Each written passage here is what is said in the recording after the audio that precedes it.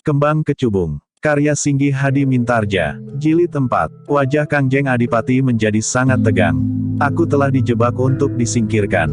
Tetapi aku dapat melepaskan diri. Karena itu, Kangjeng, tidak ada waktu untuk berpikir lebih lama. Aku mohon Kangjeng segera bersiap. Aku memperhitungkan, kegagalan mereka membunuh aku malam ini, akan menjadi peletik api yang akan menyalakan api pemberontakan. Apa aku dapat mempercayaimu, Kakang Tumenggung? Kangjeng, aku mohon Kangjeng segera mempersiapkan diri. Waktunya tentu sangat sempit. Kangjeng Adipati menjadi ragu-ragu. Namun Ki Tumenggung Reksabawa itu pun berkata kepada Narpacundaka, perintahkan untuk menutup pintu gerbang utama. Siapkan pasukan yang ada untuk melindungi dalam kadipaten ini. Bunyikan isyarat agar pasukan yang tidak terpengaruh oleh Adi Tumenggung Jayataruna mempersiapkan diri. Narpacundaka itu ragu-ragu sejenak, dipandanginya wajah Kangjeng Adipati yang tegang. Baru ketika Kangjeng Adipati itu mengangguk, maka Narpacundaka itu pun bergeser surut. Demikian pula prajurit yang ada di luar pintu. Namun seorang prajurit yang semula berada di dalam bersama Narpacundaka itu tetap duduk di tempatnya. Sejenak kemudian, maka para prajurit yang ada di halaman kadipaten itu pun segera bersiaga. Pintu gerbang utama segera ditutup dan diselarak dari dalam. Namun dalam pada itu, seperti yang diperhitungkan oleh Ki Tumenggung Reksabawa, kegagalan Wedung dan dua orang prajurit pilihan membunuhnya, telah menjadi api yang menyalakan pemberontakan.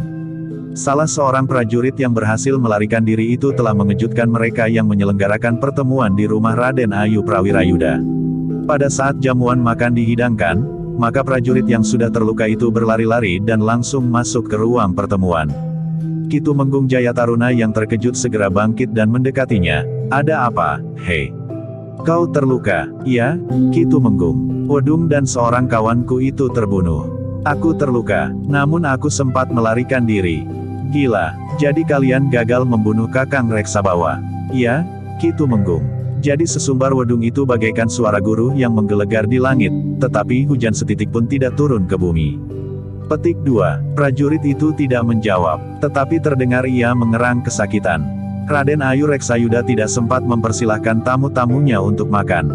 Ki Tumenggung Jayataruna lah yang kemudian bangkit sambil berkata lantang, kita harus mulai sekarang. Kita tidak mempunyai waktu lagi. Sekarang, bertanya seorang Demang. Iya, para senapati yang membawahi pasukan akan segera bergerak. Para Demang dan orang-orangnya harus segera menyusul. Kita akan menduduki dalam kadipaten. Kita akan menangkap Kangjeng Adipati. Kalau mungkin kita akan menangkapnya hidup-hidup. Kakang Tumenggung Jayataruna, berkata Raden Ayu Reksayuda, aku akan ikut bersama Kakang ke kadipaten. Petik 2. Raden Ayu. Tidak usah Raden Ayu. Sebaiknya Raden Ayu tetap tinggal di rumah. Nanti setelah kami berhasil, kami akan menjemput Raden Ayu. Tidak, Kakang. Aku akan pergi ke kadipaten bersama Kakang. Aku minta Kakang menangkap Ririswari. Jangan sakiti anak itu. Biarlah aku yang mengurusnya. Raden Ajeng Ririswari. Petik 2. Iya, apakah kepentingan Raden Ayu dengan Raden Ajeng Ririswari itu? Tidak ada, Kakang. Tetapi tolong, bawa Ririswari itu kepadaku. Ki Tumenggung Jayataruna pun mengangguk-angguk. Katanya, baiklah, aku sendiri akan menangkap Kangjeng Tumenggung serta membawa Raden Ajeng Ririswari kepada Raden Ayu. Demikianlah, maka sejenak kemudian, mereka yang mengadakan pertemuan itu telah meninggalkan ruangan. Mereka langsung mempersiapkan kesatuan mereka masing-masing. Ketika panah sendaren berterbangan di langit, maka pasukan yang kuat telah bersiap. Mereka segera bergerak mengepung dalam kadipaten. Sejenak kemudian mereka yang mengepung kadipaten itu telah berusaha memecahkan pintu gerbang utama. Sekelompok orang telah mendorong pintu gerbang itu dengan tenaga mereka yang besar dan menghentak-hentak. Namun sebagian dari mereka ternyata berhasil meloncati dinding halaman samping. Berlari-larian para prajurit yang telah berada di halaman itu menuju ke pintu gerbang. Para prajurit yang bertugas di dalam kadipaten itu tidak dapat menahan mereka ketika mereka mengangkat selarak dan membuka pintu gerbang utama itu. Arus prajurit pun kemudian mengalir seperti bendungan yang pecah. Mereka menghambur di halaman dan berlari-larian menuju ke dalam kadipaten. Dalam pada itu, terdengar suara kentongan yang bergaung dalam irama titir. Tetapi suara kentongan itu tidak segera disahut oleh suara kentongan yang lain. Ki Tumenggung Jayataruna telah menyebarkan orang-orangnya ke seluruh kota untuk menaburkan kegelisahan dan kecemasan. Yang justru terdengar adalah suara kentongan di kejauhan. Lamat-lamat, juga dengan irama titir, tetapi suara itu akhirnya hilang ditelan suara angin malam. Pertempuran telah berkobar di halaman dalam kadipaten. Para pengawal yang jumlahnya jauh lebih sedikit dari pasukan yang datang menyerang, segera mengalami kesulitan untuk bertahan. Dalam pada itu, Ki Reksabawa telah minta agar Kangjeng Adipati segera meninggalkan kadipaten. Marilah Kangjeng. Kangjeng harus melepaskan diri dari tangan mereka. Tangan-tangan yang panas dan haus darah. Aku seorang prajurit Ki Tumenggung. Tidak pantas seorang prajurit meninggalkan arena pertempuran untuk sekedar ingin hidup. Petik 2. Tetapi selagi kita masih hidup, maka kita akan dapat berbuat sesuatu. Tetapi jika kita sudah mati, maka berakhirlah semuanya. Meskipun kita tahu bahwa sudah terjadi ketidakadilan dan bahkan fitnah di tanah ini, tetapi di saat kematian itu datang, maka kita akan menyadari bahwa kita tidak dapat berbuat apa-apa lagi. Semuanya sudah terlambat. Apakah kita harus mengorbankan harga diri kita? Apakah kita akan kehilangan harga diri kita jika kita bertindak atas dasar perhitungan? Apakah kita akan kehilangan harga diri kita jika kita berniat untuk membongkar ketidakadilan, fitnah, dan bahkan kemudian pembunuhan yang terjadi ini? Tidak Kangjeng. Itu adalah kewajiban Kangjeng Adipati. Kangjeng Adipati harus membuat pertimbangan dan memutuskan dalam waktu sekejap, apakah Kangjeng Adipati ingin menjadi seorang pahlawan yang gugur di medan perang, atau seorang pahlawan yang mampu menyelamatkan kadipaten ini dari tangan-tangan pemberontak. Petik 2. Kangjeng Adipati termangu-mangu sejenak. Sementara itu Ki Tumenggung Reksabawa pun berkata dengan tegas, "Marilah kita pergi." Kata-kata itu seakan-akan telah mencengkam jantung Kangjeng Adipati. Karena itu, maka Kangjeng Adipati tidak membantah lagi ketika Ki Tumenggung itu berkata, "Kita mengambil jalan ini, Kangjeng." Lewat pintu butulan, keduanya pun kemudian bergegas pergi ke pintu butulan. Dua orang prajurit yang bertugas di dalam mengikuti mereka. Demikian mereka keluar dari pintu butulan dan turun ke longkangan telah terjadi pertempuran.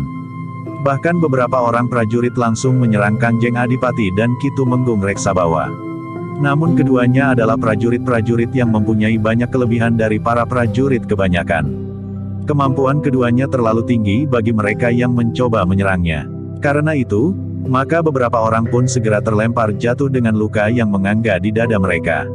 Kedua orang prajurit yang mengikuti keduanya sejak dari dalam itu masih saja mengikut. Mereka pun telah terlibat dalam pertempuran pula melawan prajurit-prajurit yang menyerang Ki Tumenggung Reksabawa dan Kangjeng Adipati. Beberapa saat kemudian, keduanya telah keluar dari longkangan di depan serambi samping dalam kadipaten.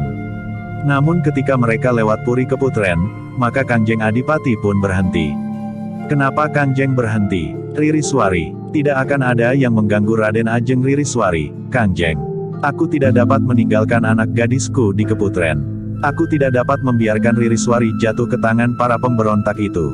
Ki Tumenggung Reksabawa dapat mengerti perasaan Kangjeng Adipati. Karena itu, maka ia tidak ingin membuang-buang waktu dengan saling bersitegang. Karena itu, maka Ki Tumenggung Reksabawa itu pun segera berlari ke Keputren diikuti oleh Kangjeng Adipati dan kedua orang prajurit pengawalnya. Namun ternyata Keputren telah kosong. Yang ada tinggallah beberapa orang emban yang ketakutan mendengar sorak dan teriakan-teriakan di halaman kadipaten. "Di mana Ririswari?" bertanya Kangjeng Adipati. Emban pemomong Raden Ajeng Ririswari itu mengusap matanya yang basah. Hamba, mohon ampun Kangjeng. Cepat, katakan, apa yang telah terjadi?" Seorang yang menutupi wajahnya dengan ikat kepala telah masuk ke Keputren sebelum terdengar teriakan-teriakan itu, "Kangjeng." Orang itu memasuki bilik Raden Ajeng dengan membuka atap. Petik 2. Bukankah kau ada di dalam bilik Ririswari? Hamba Kangjeng. Hamba pun terbangun ketika hamba mendengar jerit Raden Ajeng yang tertahan. Agaknya orang yang wajahnya ditutupi dengan ikat pinggang itu sempat membungkamnya dan bahkan dengan satu sentuhan, Raden Ririswari seakan-akan menjadi tidak berdaya. Orang yang wajahnya tertutup itu pun segera mengangkat Raden Ajeng Ririsari dan membawanya keluar. Ketika hamba berusaha mencegahnya, maka hamba telah didorongnya sedemikian kuatnya, sehingga hamba terbentur dinding. Untuk sesaat hamba rasa-rasanya telah kehilangan kesadaran. Ketika kesadaran itu mulai timbul kembali, hamba mendengar teriakan-teriakan yang menakutkan itu. Agaknya pertempuran di halaman. Kangjeng Adipati termangu-mangu sejenak. Namun Ki Tumenggung berkata, "Mereka akan sampai di sini pula, Kangjeng." Marilah kita pergi. Raden Ajeng Ririswari telah diculik orang. Biarlah kelak kita mencarinya asal nyawa kita terselamatkan. Tetapi jika kita mati, nasib Raden Ajeng Ririswati akan menjadi semakin buruk untuk sepanjang hidupnya. Ternyata perasaan Kangjeng Adipati tersentuh. Karena itu, maka bersama Ki Tumenggung Reksabawa dan kedua orang prajurit pengawal itu pun segera keluar dari keputren. Tetapi di gerbang mereka berpapasan dengan beberapa orang prajurit, sehingga pertempuran pun tidak dapat dielakkan. Agaknya para prajurit yang sudah berada di bawah pengaruh Ki Tumenggung Jayataruna itu pun sudah mendapat perintah untuk menangkap Kangjeng Adipati, hidup atau mati.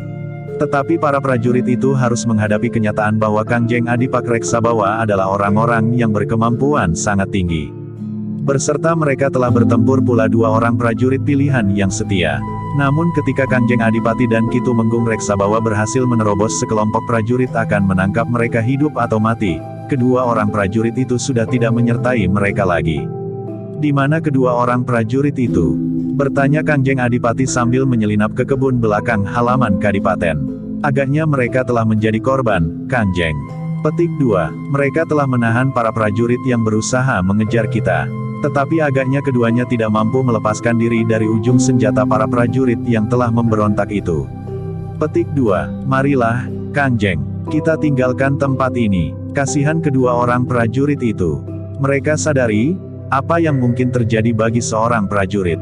Petik 2. Keduanya tidak sempat berbicara lebih panjang lagi. Mereka pun segera mendengar teriakan-teriakan para pemimpin kelompok yang memberikan aba-aba. Karena itu, maka keduanya pun segera menyusup di antara tanaman perdu di kebun belakang. Ketika yang memburu mereka menjadi semakin dekat, keduanya telah mencapai dinding halaman belakang. Dengan sigapnya keduanya pun meloncati dinding halaman itu. Demikian mereka keluar dari halaman belakang dalam Kadipaten, maka keduanya pun segera berlari menjauh. Dalam pada itu, para prajurit yang telah memberontak itu pun masih sibuk mencari keduanya di dalam lingkungan dinding Dipaten. Mereka tidak segera menyadari bahwa dengan kemampuannya yang tinggi, maka Kangjeng Adipati dan Ki Tumenggung Reksabawa mampu meloncati dinding. Mereka tidak memperhitungkan bahwa Kangjeng Adipati itu mula-mula meloncat menggapai sebuah dahan pohon manggis tidak terlalu jauh dari dinding. Kemudian didorong oleh tenaga ayunannya, Kangjeng Adipati telah berdiri di bibir dinding halaman. Setelah menyerahkan tombak Kangjeng Adipati serta menitipkan tombaknya sendiri, maka Ki Tumenggung pun telah melakukan hal yang sama. Berayun dan bertengger di atas dinding halaman sebelum keduanya turun ke lorong sempit di luar dinding Kadipaten. Para prajurit telah mengamati setiap jengkal tanah di halaman dan kebun belakang dalam Kadipaten itu. Mereka menyibak setiap rumpun perdu. Mereka melihat setiap ruangan di keputren dan kasatrian. Mereka menyisir setiap jengkal tanah. Tetapi mereka tidak menemukan Kangjeng Adipati. Bahkan beberapa orang prajurit telah melaporkan bahwa mereka telah melihat dan bahkan bertempur melawan Kangjeng Adipati dan Ki Tumenggung Reksabawa. Penjilat itu benar-benar sudah berada di sini pula, geram Ki Tumenggung Jayataruna. Tetapi dalam pada itu, Raden Ayu Reksayuda pun telah bertanya kepada para prajurit, apakah ada yang melihat Ririswari? Petik 2. Para prajurit itu menggelengkan kepalanya. Gila, ini adalah satu kegagalan yang sangat memalukan, berkata Raden Ayu Reksayuda. Ki Tumenggung Jayataruna pun menggeram pula, ya, ini adalah satu kebodohan. Bagaimana mungkin prajurit sebanyak ini tidak dapat menangkap Kangjeng Adipati dan Ki Tumenggung Reksabawa? Mereka juga tidak menemukan Ririswari, sambung Raden Ayu Reksayuda. Para prajurit itu terdiam, namun masih banyak di antara mereka yang masih berusaha menemukan Kangjeng Adipati, Ki Tumenggung Reksabawa dan Raden Ajeng Ririswari. Tetapi tidak seorang pun yang berhasil. Ki Tumenggung Jayataruna dan Raden Ayu Reksayuda menjadi sangat marah atas kegagalan itu. Tetapi mereka tidak dapat berbuat terlalu jauh. Apalagi menjatuhkan hukuman bagi para prajurit, karena mereka masih sangat membutuhkan mereka. Dengan nada tinggi Ki Tumenggung Jayataruna pun kemudian berkata kepada para pemimpin kelompok, baiklah. Tetapi sadari, pekerjaan kita belum selesai. Kita baru menduduki dalam Kadipaten. Kita belum menangkap Kangjeng Adipati dan Ki Tumenggung Reksayuda. Mereka harus dicari sampai kita menemukan. Perintahkan menutup semua jalan di perbatasan kota. Tidak boleh seorang pun keluar dari kota sejak malam ini, berkata Raden Ayu Reksayuda dengan lantang. Sebenarnya lah perintah itu pun segera disebarkan. Beberapa orang kelompok prajurit telah menutup semua pintu gerbang kota, sehingga tidak seorang pun yang dapat keluar dari kota kecuali mereka yang mampu mencari jalan lain. Mungkin dengan tangga untuk meloncati dinding kota. Namun seorang pun tidak akan sempat melakukannya, karena kelompok-kelompok peronda hilir mudik di setiap saat. Para prajurit itu tidak saja mengawasi jalan-jalan keluar, tetapi juga jalan-jalan di dalam kota. Bahkan kelompok-kelompok prajurit itu juga meronda di jalan-jalan yang lebih kecil. Namun dalam pada itu, selagi para prajurit di halaman kadipaten dan di sekitarnya masih sibuk mencari Kangjeng Adipati, Kitumenggung Reksayuda dan Ririswari, tiba-tiba dua orang prajurit telah menggiring seorang anak muda naik ke pendapa kadipaten. Ketika seorang prajurit melaporkan kepada Kitumenggung Jayataruna dan Raden Ayu Reksayuda, keduanya terkejut. Dengan tergesa-gesa keduanya pun keluar dari ruang dalam untuk pergi ke pendapa. Suratama, Kitumenggung Jayataruna hampir berteriak. "Ya, ayah, inikah Suratama putra Kakang Tumenggung Jayataruna itu?" Bertanya Raden Ayu Reksayuda. "Ya, Raden Ayu, Suratama adalah anakku. Apa yang dilakukannya di sini? Aku belum tahu, Raden Ayu." Sementara itu sambil melangkah mendekati anak laki-lakinya itu Suratama bertanya kepada prajurit yang menggiringnya, "Di mana kau temukan anak ini?" Petik 2. Suratama bersembunyi di atap kandang kuda Kitumenggung, jawab salah seorang prajurit yang membawanya, hampir saja terjadi salah paham. "Untunglah aku mengenal Suratama karena aku pernah datang ke rumah Kitumenggung." Petik 2. Bocah edan, apa yang kau lakukan di sini? Tidak apa-apa ayah, aku hanya ingin tahu, apa yang ayah lakukan di sini? Ingin tahu yang aku lakukan? Aku adalah prajurit Suratama. Sejak kau masih kanak-kanak, aku sudah menjadi prajurit. Kau tentu tahu tugas seorang prajurit. Ya, ayah, aku tahu tugas seorang prajurit. Tetapi aku tidak tahu apakah yang ayah lakukan itu sesuai dengan tugas seorang prajurit atau tidak. Diam kau, bentak Kitumenggung. Aku kasihan kepada ibu. Petik 2. Kasihan kepada ibu. Kenapa dengan ibumu? Bukankah ia tidak apa-apa? Nah, sekarang kau sudah melihat apa yang terjadi di sini. Pertempuran. Untunglah bahwa tidak terjadi salah paham karena keberadaanmu di daerah pertempuran ini, lalu katanya pula, kau dapat menilai sendiri, apakah yang aku lakukan ini tugas seorang prajurit atau bukan. Justru seorang prajurit yang sedang memperjuangkan tegaknya kebenaran di kadipaten ini. Suratama menundukkan kepalanya. Nah, sekarang pulanglah. Aku akan memerintahkan dua orang prajurit mengantarmu agar tidak terjadi salah paham di sepanjang jalan. Kau tentu tahu, bahwa saat ini adalah saat yang sangat gawat bagi kadipaten ini. Setiap orang, apalagi yang tidak dikenal oleh para prajurit akan dapat dicurigai. Bahkan mungkin para prajurit akan menjadi sangat mudah mengambil tindakan kekerasan, karena mereka sendiri merasa terancam. Baik, ayah, namun tiba-tiba saja Raden Ayu Reksayuda pun memanggilnya, Suratama.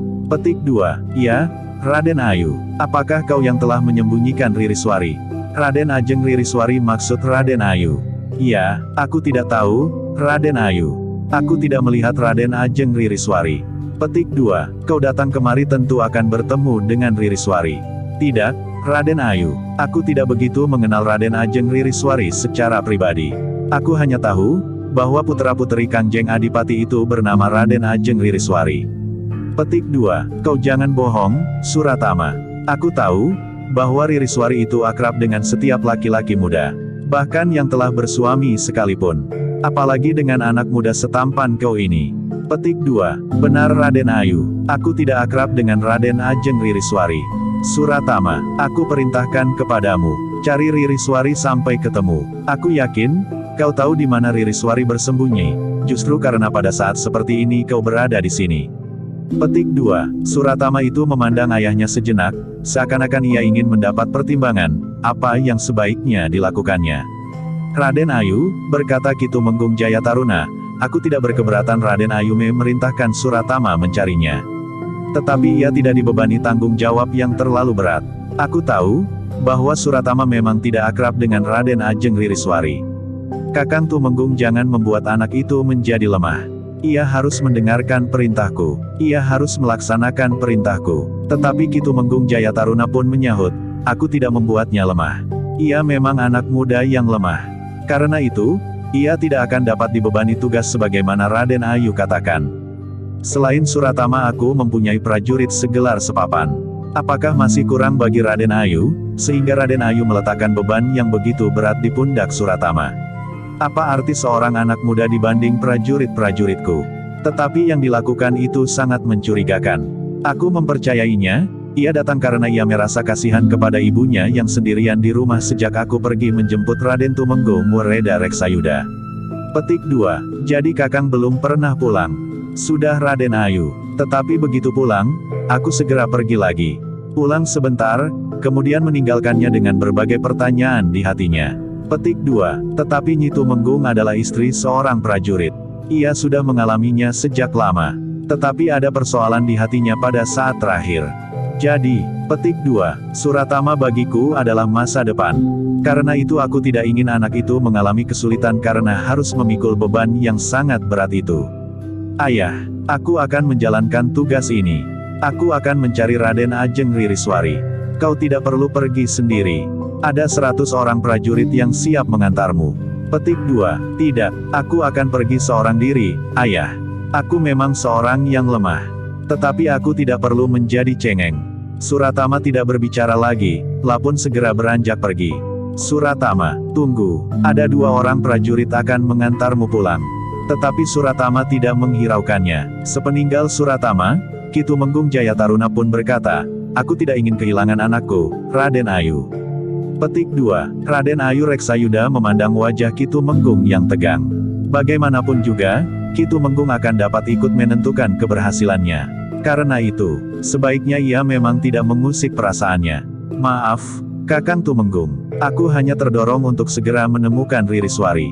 Apa sebenarnya kepentingan Raden Ayu dengan Raden Ajeng Ririswari? Petik 2. Aku mempunyai kepentingan pribadi. Tetapi adilkah jika Raden Ayu harus mengorbankan anakku? Aku minta maaf Kakang. Kakang dapat memerintahkan prajurit untuk menyusulnya dan mencabut perintahku.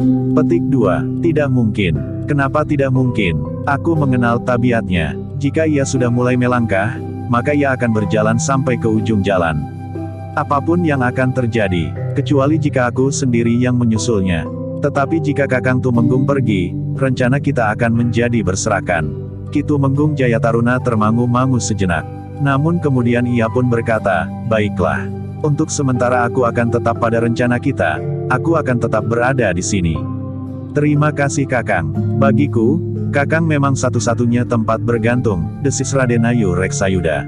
Ki Tumenggung Jayataruna menarik nafas panjang. Namun ia tidak berkata apa-apa lagi. Bahkan Ki Tumenggung itu pun kemudian telah beranjak dari tempatnya. Dalam pada itu, para prajurit masih sibuk mencari Kangjeng Adipati, Ki Tumenggung Reksabawa dan Ririswari. Tetapi mereka tidak segera dapat menemukannya. Sementara itu, Suratama setelah meninggalkan Kadipaten, segera menyelinap ke dalam kegelapan. Ia berusaha untuk dapat pulang, sekedar minta diri kepada ibunya. Ger, jangan pergi. Keadaan akan menjadi semakin gawat. Jika ayahmu telah terlibat dalam pemberontakan melawan Kangjeng Adipati, maka keadaan kita pun akan menjadi gawat.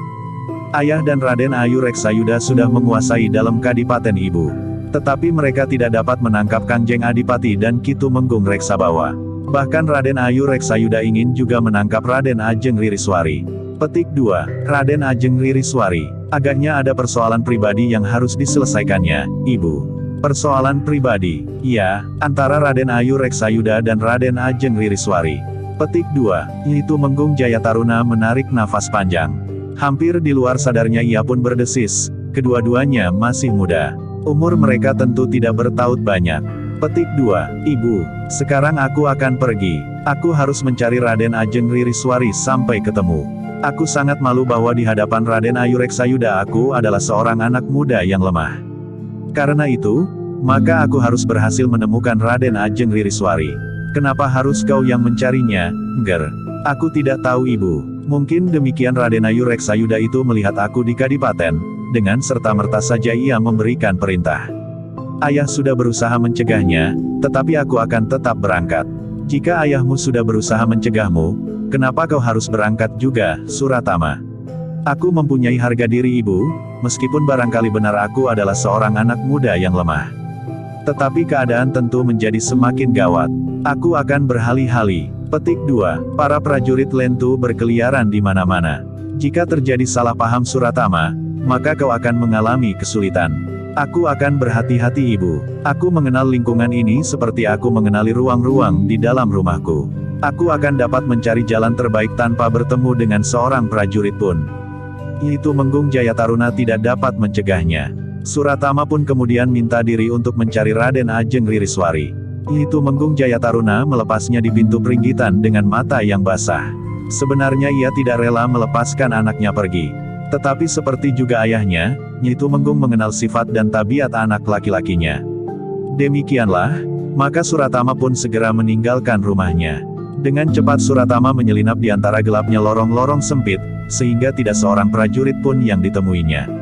Namun Suratama pun berpendapat bahwa Raden Ajeng Ririswari tentu sudah berada di luar dinding kota. Aku akan mencarinya keluar. Jika ia masih berada di dalam, maka esok para prajurit akan dapat menemukannya. Petik 2. Tetapi Suratama tahu, bahwa semua pintu gerbang tentu sudah ditutup. Karena itu, maka ia pun akan mencari jalan untuk dapat meloncati dinding alau menyelinap lewat regol butulan. Namun agaknya semua pintu gerbang dan pintu butulan telah dijaga oleh para prajurit, sehingga sulit bagi Suratama untuk dapat menembus penjagaan itu. Sedangkan untuk berterus terang, bahwa ia mendapat perintah untuk mencari Ririswari, agaknya sulit untuk dipercaya. Sebenarnya ada juga niatnya untuk dengan sengaja menemui para prajurit yang bertugas di regol. Jika mereka tidak percaya dan menahannya, justru kebetulan. Ia mempunyai alasan yang sangat kuat untuk tidak pergi mencari Raden Ajeng Ririswari. Tetapi harga diri Suratama tidak mengizinkannya. Dengan demikian Suratama justru mencari jalan untuk dapat keluar dari dinding kota. Akhirnya Suratama mendapatkan sebatang pohon yang tinggi, yang dahannya menyilang sampai di atas dinding. Dengan hati-hati, Suratama memanjat pohon itu. Dengan hati-hati pula ia meniti dahan yang menyilang sampai ke bibir dinding kota. Namun Suratama itu terhenti. Justru di atas jalan itu, ia melihat 5 orang prajurit peronda lewat dengan memanggul tombak pendek di bahunya. Suratama tidak berani bergerak. Jika segerumbul daun pada pohon itu bergetar, sedangkan yang lain tidak, maka tentu akan menarik perhatian para peronda itu. Mereka akan menengadahkan wajah mereka dan melihatnya bertengger di atas dahan. Dalam keadaan yang gawat, mungkin saja para prajurit itu mengambil tindakan yang keras, langsung melontarkan tombak itu ke arahnya. Demikian para prajurit yang meronda itu lewat, maka Suratama pun menarik nafas panjang. Sejenak kemudian Suralama pun bergeser maju. Kemudian, dengan sigapnya anak muda Ilu meloncat keluar dinding kota. Sejenak kemudian, maka Suratama itu pun telah ditelan kegelapan. Pada waktu yang hampir bersamaan, pada saat Suratama minta diri kepada ibunya, Nyi Tumenggung Reksabawa masih duduk dengan gelisah. Ia tidak tahu perkembangan keadaan yang terjadi di Kadipaten. Namun lamat-lamat ia mendengar kentongan dalam irama titir. Sejak Ki Tumenggung Reksabawa meninggalkan rumah untuk menghadapkan Kanjeng Adipati, maka ia selalu merasa cemas dan gelisah. Apalagi setelah terdengar suara kentongan dengan irama titir. Sebagai istri seorang prajurit, sebenarnya Nyi Tumenggung sudah terbiasa ditinggal untuk menjalankan tugas. Bahkan tugas ke medan perang sekalipun dengan segala macam kemungkinannya. Namun rasa-rasanya ia tidak menjadi sangat gelisah seperti malam itu. Dalam kegelisahannya, tiba-tiba saja Nyi Tumenggung itu mendengar pintu diketuk dari luar. Perlahan-lahan, namun jelas bagi Ki Tumenggung Reksabawa. Di malam yang sepi, suara ketukan yang hanya perlahan-lahan itu sempat mengejutkannya. Ketika ketukan itu terdengar sekali lagi, maka Nyi Tumenggung bangkit berdiri. Ia berharap Ki Tumenggung Reksabawa pulang.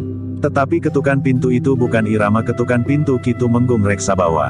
"Siapa di luar?" bertanya Nyi Tumenggung Reksabawa. "Kami berdua, Ibu, Raga Jati dan Raga Jaya." "Raga Jati dan Raga Jaya." "Iya, Ibu." Nyi Tumenggung Reksabawa pun segera dapat mengenali suara anak-anaknya.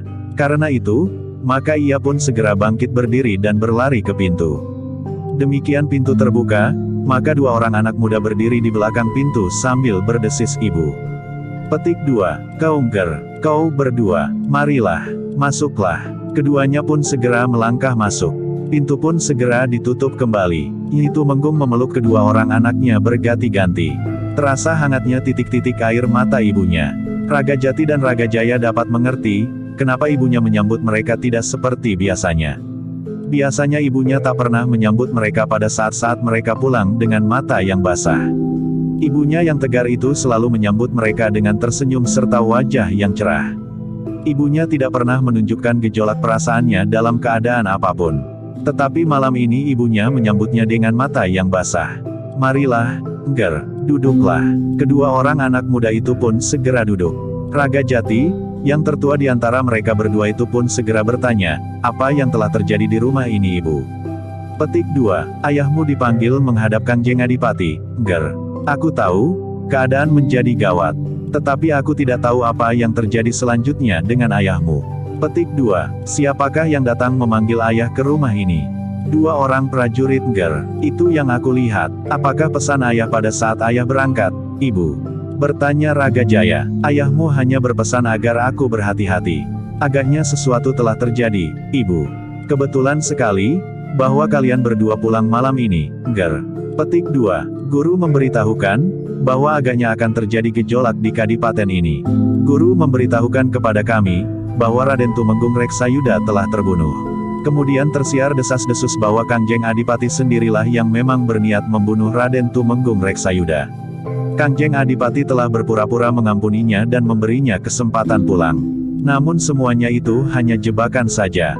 Bahkan Kangjeng Adipati telah memberikan salah satu pusakanya untuk membunuh Raden Tumenggung, justru untuk menghindarkan kecurigaan orang, bahwa Kangjeng Adipati sendirilah yang sebenarnya telah merencanakan semuanya itu. Sementara juru gedong di bangsal pusaka tiba-tiba telah hilang. Agaknya banyak juga yang diketahui oleh guru kalian, Ger. Iya, Ibu. Guru sengaja mencari keterangan tentang peristiwa yang akan dapat memancing persoalan itu, Ibu, sahut Raga Jati. Ya, persoalannya memang dapat menjadi gawat. Bahkan Raden Ayu Reksayuda dan pamanmu Jayataruna sudah berniat untuk membuka sikap mereka menentang Kangjeng Adipati. Petik 2. Ya, bukan sekedar berniat, Ibu. Tetapi pemberontakan itu sudah berlangsung. Apa katamu, ketika aku memasuki pintu gerbang kota, kota ini belum menjadi kota tertutup, Ibu. Tetapi aku melihat kesibukan yang luar biasa. Para prajurit hilir mudik. Bahkan nampaknya permusuhan sudah terjadi. Ada beberapa pertempuran yang tidak jelas telah terjadi di sekitar kadipaten. Yang terjadi itu telah menarik perhatian kami, sehingga kami dengan menyelinap di lorong-lorong sempit berusaha mendekati kadipaten. Kami melihat bahwa kadipaten telah diserang oleh sekelompok prajurit. Kami langsung menghubungkannya dengan keterangan guru, sehingga kami berkesimpulan, bahwa Paman Tumenggung Jayataruna dan Raden Ayu Reksayuda sudah dengan terang-terangan memberontak. Petik 2. Kau melihatnya, Ger? Ya, Ibu. Aku melihat pasukan pemberontak telah memasuki dalam kadipaten. Lalu bagaimana dengan Kangjeng Adipati dan ayahmu, Ger? Petik 2. Aku tidak tahu, apa yang sebenarnya terjadi. Tetapi seorang prajurit yang berhasil lolos dari kepungan para pemberontak, meskipun ia sudah terluka, memberitahukan kepadaku bahwa Kangjeng Adipati dan ayah berhasil meloloskan diri. Petik 2. Apakah prajurit itu dapat dipercaya? Mungkin ia tidak berkata sebenarnya, Ger, karena prajurit itu tentu tidak dapat mempercayai setiap orang yang ditemuinya. Apalagi dalam keadaan yang gawat ini. Prajurit itu mengenal kami, Ibu. Kami memang sudah kenal sejak lama dengan prajurit itu. Ia tahu, bahwa kami berdua adalah putra Ki Tumenggung Reksabawa. Petik 2. Syukurlah, Ger. Jika begitu, sebaiknya kau cari ayahmu. Kemana kami harus mencarinya, Ibu? Mungkin ayahmu sudah meninggalkan kota bersama Kangjeng Adipati. Petik 2. Kota telah tertutup sekarang, Ibu. Tetapi mungkin ayahmu telah keluar pintu gerbang sebelum kota ini ditutup. Jika Kangjeng Adipati berhasil lolos dari kadipaten, maka Kangjeng Adipati tentu akan segera pergi keluar kota. Kangjeng Adipati tentu sadar, bahwa pintu gerbang kota akan segera ditutup dan para pemberontak akan mengaduk seluruh kota untuk mencarinya. Menurut perhitunganku, ayahmu tentu bersama Kangjeng Adipati. Petik 2. Ya, Ibu. Prajurit yang berhasil lepas dari kepungan itu juga melihat, bahwa ayah bersama Kangjeng Adipati. Nah, Ger, carilah ayahmu. Sebaiknya kau pergi keluar kota. Pintu gerbang terdekat dari dalam kadipaten adalah pintu gerbang utara. Kangjeng Adipati dan ayahmu agaknya telah keluar lewat pintu gerbang terdekat itu. Petik 2. Lalu kemana? Setelah kau keluar pintu gerbang, mudah-mudahan kau mendapatkan firasat, kemana ayahmu itu pergi. Tetapi bagaimana dengan ibu? Tinggalkan aku sendiri di rumah, Ger. Tidak akan terjadi apa-apa dengan aku. Tetapi mungkin saja orang-orang yang sedang marah itu mengarahkan kemarahannya kepada ibu, karena mereka gagal menemukan ayah. Petik 2. Tidak, aku seorang perempuan. Mereka tidak akan mengusik aku di rumah. Rajapati dan Raga Jaya pun termangu-mangu sejenak. Namun Raga Jati pun kemudian berkata, "Baiklah, Ibu. Aku akan mencari ayah.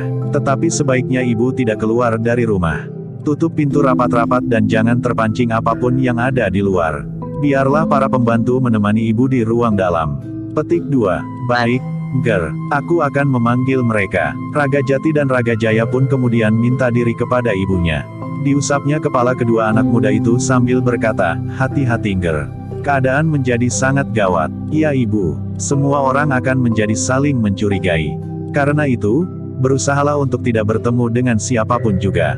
Kau tidak tahu, apakah orang yang kau temui itu berpihak kepada Kanjeng Adipati atau berpihak kepada Raden Ayu Reksayuda." "Baik Ibu, sekarang kami akan mohon diri. Kami akan mencari ayah." Kedua orang anak muda itu pun mencium tangan ibunya sebelum mereka keluar dari pintu butulan dan menghilang ke dalam kegelapan. Demikianlah Raga Jati dan Raga Jaya itu menyelinap di lorong-lorong sempit. Mereka berdua pun mengenali seluruh kota seperti mereka mengenal rumah mereka sendiri. Sejak masa kecil dan apalagi menjelang remaja, keduanya sering bermain bersama kawan-kawan mereka kemana-mana menjelajahi semua jalan dan lorong-lorong sampai lorong terkecil di dalam kota. Karena itu, maka keduanya pun tidak terlalu sulit untuk melintas mencapai dinding kota. "Apa yang harus kita lakukan sekarang?" bertanya Raga Jaya. "Kita cari tangga. Hampir di semua rumah mempunyai tangga bambu. Namun mereka harus segera menyelinap ketika mereka melihat beberapa orang prajurit yang sedang meronda berkeliling. Mereka menyusuri jalan di sepanjang dinding kota di bagian dalam. Namun demikian mereka lewat, maka Raga Jati dan Raga Jaya itu pun lelah mengusung sebuah tangga bambu yang mereka ambil dari halaman rumah sebelah. Dengan cepat mereka menyandarkan tangga yang panjang itu di dinding kota. Dengan cepat pula mereka memanjat naik. "Kita bawa tangga itu keluar, agar tidak meninggalkan jejak," berkata Raga Jati. "Berat Kakang, kita tarik saja ke atas, kemudian ujungnya kita turunkan keluar."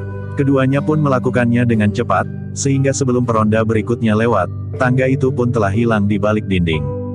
Kedua anak muda itu masih sempat membawa tangga itu menjauh dan meninggalkannya di tengah-tengah bulak panjang. Ketika keduanya akan melanjutkan perjalanan, keduanya terkejut. Seorang laki-laki yang sedang meniti pematang, agaknya sengaja mendekati mereka. "Kisanak, Kisanak," panggil orang itu. Raga Jati dan Raga Jaya termangu-mangu sejenak. Namun keduanya tidak terlalu mencemaskan orang itu. Kecuali ia hanya sendiri, agaknya orang itu adalah seorang petani yang sedang mengairi sawahnya. "Kisanak," orang itu terengah-engah ketika ia meloncati parit di pinggir jalan. Apa yang sebenarnya telah terjadi di belakang pintu gerbang kota? Petik 2. "Kenapa kau bertanya seperti itu Kisanak? Aku mendengar suara kentongan dengan irama liur. Namun suara itu pun kemudian telah menghilang. Tetapi kemudian aku melihat dua orang bersenjata melintasi jalan ini dengan tergesa-gesa." Petik 2. "Dua orang?" "Iya, dua orang dengan membawa tombak. Tetapi beberapa saat kemudian, belum terlalu lama, sekelompok orang telah melintas dengan tergesa-gesa pula. Mereka juga bersenjata." Raga Jati dan Raga Jaya termangu-mangu sejenak. Namun kemudian Raga Jati pun menjawab, "Telah terjadi sedikit huru-hara. Mudah-mudahan akan segera dapat diselesaikan." Petik 2. "Huru-hara apa? Aku juga belum jelas. Sekarang kalian berdua akan pergi kemana?" Keduanya termangu-mangu sejenak. Namun kemudian Raga Jati pun menjawab, "Kami hanya ingin menjauhi huru-hara itu. Kami tidak mau terlibat dalam ontran-ontran yang terjadi. Tetapi bagaimana dengan orang-orang bersenjata itu tadi? Aku tidak melihat. Mudah-mudahan mereka tidak mengganggu Kisanak serta sanak kadang lainnya." Petik 2. "Iya, kami adalah orang-orang yang tidak tahu apa-apa. Yang kami tahu adalah menggarap sawah dan ladang. Tenanglah Kisanak. Menurut dugaanku, tidak akan terjadi apa-apa dengan Kisanak dan para petani yang lain." Petik 2. Orang itu mengangguk-angguk. Raga Jati dan Raga Jaya pun kemudian minta diri. Mereka melanjutkan perjalanan mereka, juga tergesa-gesa seperti orang-orang yang pernah lewat di jalan itu sebelumnya. "Siapakah mereka yang lewat dengan tergesa-gesa itu menurut Kakang?" bertanya Raga Jaya. Raga Jati termangu-mangu sejenak. Namun kemudian ia pun berkata, "Bagaimana menurut pendapatmu? Aku menduga, dua orang yang terdahulu itu adalah Kanjeng Adipati dan ayah." Kemudian sekelompok pengikut Paman Tumenggung Jaya Taruna berusaha memburunya. "Begitu, iya, aku juga berpendapat demikian. Karena itu, marilah Kita berjalan lebih cepat lagi. Mudah-mudahan kita dapat menemukan ayah. Akan lebih baik jika ayah itu bersama Kangjeng Adipati. Petik 2. Kedua anak muda itu pun segera mempercepat langkah mereka. Meskipun mereka masih belum yakin benar, tetapi mereka menduga bahwa kedua orang yang terdahulu itu adalah ayah mereka yang menyertai Kangjeng Adipati yang lolos dari tangan Ki Tumenggung Jayataruna dan Raden Ayu Reksayuda. Bahkan jika mereka berada di Bulak Panjang, mereka pun berlari-lari kecil. Mereka tidak ingin menemukan ayah mereka serta Kangjeng Adipati setelah terlambat. Dalam pada itu, ternyata seperti yang diduga oleh Raga Jati dan Raga Jaya, kedua orang yang lewat seperti yang dikatakan oleh petani itu, adalah Kangjeng Adipati dan Ki Tumenggung Reksabawa. Keduanya dengan tergesa-gesa berjalan menjauhi pintu gerbang kota. Ketika mereka merasa bahwa perjalanan mereka sudah menjadi semakin jauh, maka Kangjeng Adipati itu pun berhenti sambil berkata, "Kita beristirahat sebentar, Kakang Tumenggung." Petik 2. Jika Kangjeng masih belum merasa sangat letih, sebaiknya kita berjalan terus Kangjeng. Aku memang belum letih sekali. Tetapi kau terluka, Kakang. Mungkin Kakang mempunyai obat yang dapat membantu memampatkan darah itu, Kakang. Nanti, jika kita sudah mapan, kita akan mencari obat terbaik. Aku tidak apa-apa Kangjeng. Luka ini hanyalah segores kecil, tetapi rasa-rasanya aku merasakan, darah telah meleleh dari luka itu. Hanya sedikit sekali, Kangjeng. Tetapi sebaiknya kau obati lukamu jika kau membawanya. Aku sendiri dalam keadaan tergesa-gesa, sehingga aku tidak membawa obat apapun juga. Nanti saja, Kangjeng. Marilah kita meneruskan perjalanan. Kemana, Kakang? Petik 2. Kita memang belum merencanakannya, Kangjeng. Tetapi untuk sementara, asal kita berjalan menjauhi Kadipaten. Nanti, kita akan memikirkannya lagi, kemana kita akan pergi. Petik 2. Tetapi sebelum keduanya beranjak pergi, maka mereka melihat beberapa orang berlari-lari kecil menyusul mereka. Kangjeng, desis Ki Tumenggung Reksabawa, kita harus bersiap menghadapi mereka. Petik 2. Kangjeng Adipati menarik nafas panjang. Katanya, baiklah, bukankah kita prajurit? Ya, Kangjeng, kita adalah prajurit. Sejenak kemudian, maka sekelompok prajurit telah menyusul Kangjeng Adipati dan Ki Tumenggung Reksabawa. Sementara Ki Tumenggung pun berkata, jika perlu, kita berusaha untuk melepaskan diri dari mereka Kangjeng. Jangan terikat pada sikap seorang prajurit yang pantang meninggalkan medan. Tugas Kangjeng masih belum selesai. Adalah kewajiban Kangjeng menyelesaikan tugas itu. Kangjeng Adipati tidak menjawab, namun tombaknya telah merunduk. Ternyata dugaan kita benar berkata pemimpin dari sekelompok prajurit itu, Kangjeng Adipati akan melarikan diri kemana. Seperti yang kau lihat, aku tidak melarikan diri kemana-mana. Ki Lurah Kertadangsa, desis Ki Tumenggung Reksabawa. Iya, Ki Tumenggung. Bukankah Ki Tumenggung mengenal aku? Aku adalah Lurah Kertadangsa yang mendapat kepercayaan dari Ki Tumenggung Jayataruna untuk menangkap Kangjeng Adipati dan membawanya kembali ke dalam Kadipaten bersama Ki Tumenggung Reksabawa dan Raden Ajeng Ririswari. Sebaiknya kau kembali dan mengatakan kepada Ki Tumenggung Jayataruna, bahwa kau tidak dapat menemukan kami. Ki Tumenggung akan minta kami melindungi Ki Tumenggung. Tidak, lalu kenapa Ki Tumenggung minta aku kembali kepada Ki Tumenggung Jayataruna dan mengatakan bahwa kami tidak menemukan Ki Tumenggung dan Kangjeng Adipati? Ki Tumenggung Reksabawa, perintah Ki Tumenggung Jayataruna dan Raden Ayu Reksayuda tegas, bahwa Kangjeng Adipati dan Ki Tumenggung Reksabawa kembali. Hidup atau mati, kecuali Raden Ajeng Ririswari, kami harus membawanya kembali hidup-hidup. Ki Lurah Kertadangsa, jika aku mengatakan agar kau kembali kepada Ki Tumenggung Jayataruna itu adalah karena kami masih menyayangkan nyawamu. Wajah Ki Lurah Kertadangsa menjadi merah. Katanya, dalam keadaan yang terjepit, kau masih menyombongkan diri, Ki Tumenggung. Bukankah Ki Tumenggung kenal aku, Lurah Kertadangsa? Aku adalah seorang lurah prajurit yang sudah diakui memiliki kelebihan dari para lurah prajurit yang sudah diangkat menjadi seorang rangga. Dan bahkan sudah menjadi seorang Tumenggung. Sayang, pada masa remajaku, aku tidak ada yang mengajari membaca dan menulis. Kerjaku tidak lebih dari berkelahi. Tetapi ternyata ada artinya pula sekarang. Karena akulah yang akan dapat menangkap Adipati Sendang Arum yang telah berbuat curang, membunuh saudaranya sendiri karena menginginkan istrinya. Apa katamu? Tiba-tiba saja Kangjeng Adipati memotong. Sudahlah. Jangan dengarkan Kangjeng, Ki Tumenggung Reksabawalah yang menyahut. Lalu katanya, Kertadangsa, kau pergi atau mati. Bukan kau yang akan membunuh kami, tetapi kamilah yang akan membunuhmu. Persetan dengan celotehmu, geram Ki Lurah Kertadangsa. Lalu katanya kepada para prajurit yang dibawanya, kepung mereka. Jangan sampai lolos. Jika mereka tidak mau menyerah, kita akan habisi mereka. Demikianlah, maka para prajurit yang berada di bawah perintah Ki Lurah Kertadangsa itu pun segera memencar. Mereka pun telah mengepung Kanjeng Adipati serta Ki Tumenggung Reksabawa. Sekali lagi aku peringatkan, Kanjeng. Menyerah sajalah. Kanjeng akan kami bawa ke dalam kadipaten untuk diadili. Siapakah yang akan mengadili aku? Bertanya Kanjeng Adipati, Ki Tumenggung Jayataruna dan Raden Ayu Reksayuda. Apakah menurut pendapatmu mereka berhak mengadili aku? Petik 2. Ya, sekarang kekuasaan sudah berada di tangan mereka. Kau akui kekuasaan mereka? Bertanya Ki Tumenggung Reksabawa. Ya, kami bukan penjilat seperti kau Ki Tumenggung Reksabawa. Tetapi sayang, bahwa tempatmu bergantung sekarang sudah runtuh. Kertadangsa, sahut Reksabawa, jika aku tidak sempat membunuhmu sekarang, maka jika kami kembali ke dalam kadipaten, maka kau akan digantung di alun-alun. Petik 2. Kertadangsa itu tertawa, lalu katanya, marilah anak-anak, tangkap mereka berdua atau bunuh mereka. Para prajurit itu pun segera bergerak. Namun sebelum mereka mulai, maka tombak Ki Tumenggung Reksabawa sudah terayun mendatar.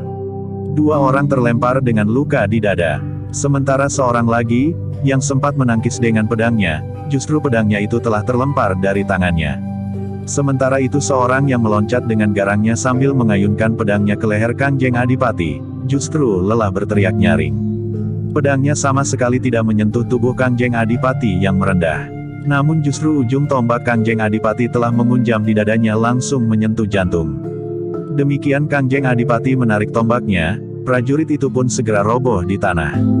Beberapa orang prajurit yang lain pun tertegun sejenak. Namun terdengar Ki Lurah Kertadangsa berteriak, hati-hati. Mereka adalah orang-orang yang licik, yang memanfaatkan kelengahan kita. Petik 2. Hampir saja tombak Ki Tumenggung Reksabawa menyambar mulut Ki Lurah Kertadangsa. Untunglah bahwa Ki Lurah sempat meloncat surut. Ketika Ki Tumenggung akan memburunya, seorang prajurit justru meloncat menyerangnya, sehingga Ki Tumenggung Reksabawa harus menghindarinya. Demikianlah sejenak kemudian, pertempuran pun menjadi semakin sengit. Kanjeng Adipati dan Ki Tumenggung Reksabawa harus berloncatan dengan cepat menghindari serangan-serangan yang datang dari segala penjuru. Tetapi Kanjeng Adipati dan Ki Tumenggung Reksabawa adalah prajurit-prajurit Linuwih. Karena itu, maka dihadapinya sekelompok prajurit itu dengan tegarnya. Tombak mereka berputaran, menyambar-nyambar. Sekali-sekali terjadi benturan dengan senjata para prajurit yang mengeroyoknya. Namun tangan-tangan para prajurit itulah yang menjadi pedih. Bahkan setiap kali terdengar seorang di antara mereka yang mengadu kesakitan jika ujung tombak Kanjeng Adipati atau Ki Tumenggung Reksabawa menggores salah seorang dari mereka.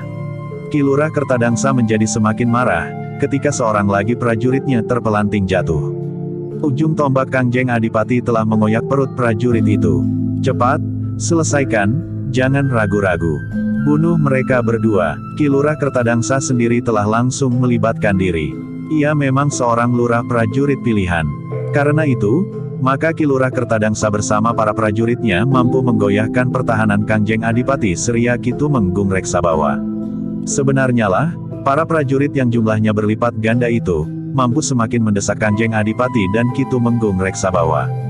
Meskipun mereka belum berhasil memisahkan keduanya yang bertempur berpasangan, namun Ki Lurah Kertadangsa mampu mendesak Kanjeng Adipati dan Ki Tumenggung Reksabawa. Semakin lama, Kanjeng Adipati dan Ki Tumenggung Reksabawa menjadi semakin mengalami kesulitan. Para prajurit itu telah menyerang mereka sejadi-jadinya. Mereka tidak memberi peluang lagi kepada Kanjeng Adipati dan Ki Tumenggung untuk mengembangkan serangan-serangan mereka, karena jumlah mereka yang terlalu banyak dibandingkan dengan hanya 2 orang. Ki Tumenggung Reksabawa bergeser surut sambil berdesah tertahan ketika pundaknya tersentuh ujung pedang, sehingga darah pun mulai mengembun. Namun dalam pada itu, Kanjeng Adipati pun terkejut ketika ujung tombak dari salah seorang prajurit itu sempat mematuk pinggangnya. Kalian telah terluka, teriak Ki Lurah Kertadangsa. Iya, jawab Kanjeng Adipati jujur, tetapi luka itu tidak mempengaruhi tenaga dan ilmuku. Omong kosong, bentak Kertadangsa, setiap luka tentu berpengaruh. Apalagi jika luka itu berdarah.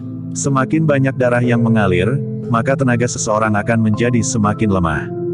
Kau tentu tahu akibatnya. Tetapi sebelum tenagaku terkuras habis karena darahku mengalir dari luka-luka, maka kalian telah mati.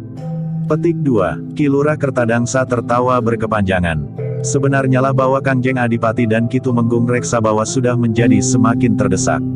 Tidak hanya segores luka yang telah mengoyak pakaian dan kulit Kangjeng Adipati, tetapi punggungnya telah terluka pula, lengannya dan pahanya, demikian pula Ki Tumenggung Reksabawa. Meskipun demikian, keduanya pun masih bertempur dengan garangnya. Bahkan ketika perasaan pedih semakin terasa menggigil, maka keduanya justru bertempur semakin sengit. Dalam keadaan terluka, Kangjeng Adipati dan Ki Tumenggung Reksabawa masih sempat melemparkan dua orang lawan mereka. Dada mereka telah terkoyak oleh ujung-ujung tombak Kangjeng Adipati dan Ki Tumenggung Reksabawa. Tetapi musuh terlalu banyak, sehingga ketika dua orang terlempar, maka yang lain pun telah mendesaknya dengan ujung-ujung senjata teracu.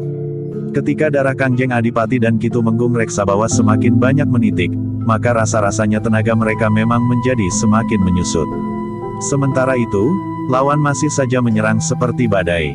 Dalam keadaan yang sulit, maka Ki Tumenggung Reksabawa berniat untuk meninggalkan arena pertempuran mumpung mereka masih mampu melawan. Mereka akan dapat lari sambil mempertahankan diri dari serangan-serangan orang yang mengejarnya itu. Tetapi nampaknya Ki Lurah Kertadangsa yang mempunyai pengalaman yang luas itu dapat menduga, bahwa keduanya akan bertempur sambil menghindar. Karena itu, maka Ki Lurah itu pun berteriak, kepung mereka rapat-rapat. Jangan biarkan mereka melarikan diri dari medan. Para prajurit itu semakin merapatkan kepungan mereka. Sambil menyerang mereka menutup segala kemungkinan bagi Kangjeng Adipati serta Ki Tumenggung Reksabawa untuk menyingkir. Tidak ada jalan keluar dari kepungan, terdengar suara Ki Lurah Kertadangsa yang agak parau. Baik Kangjeng Adipati maupun Ki Tumenggung Reksabawa tidak menjawab. Tetapi mereka memang merasa benar-benar terjerat dalam sebuah kepungan yang rapat.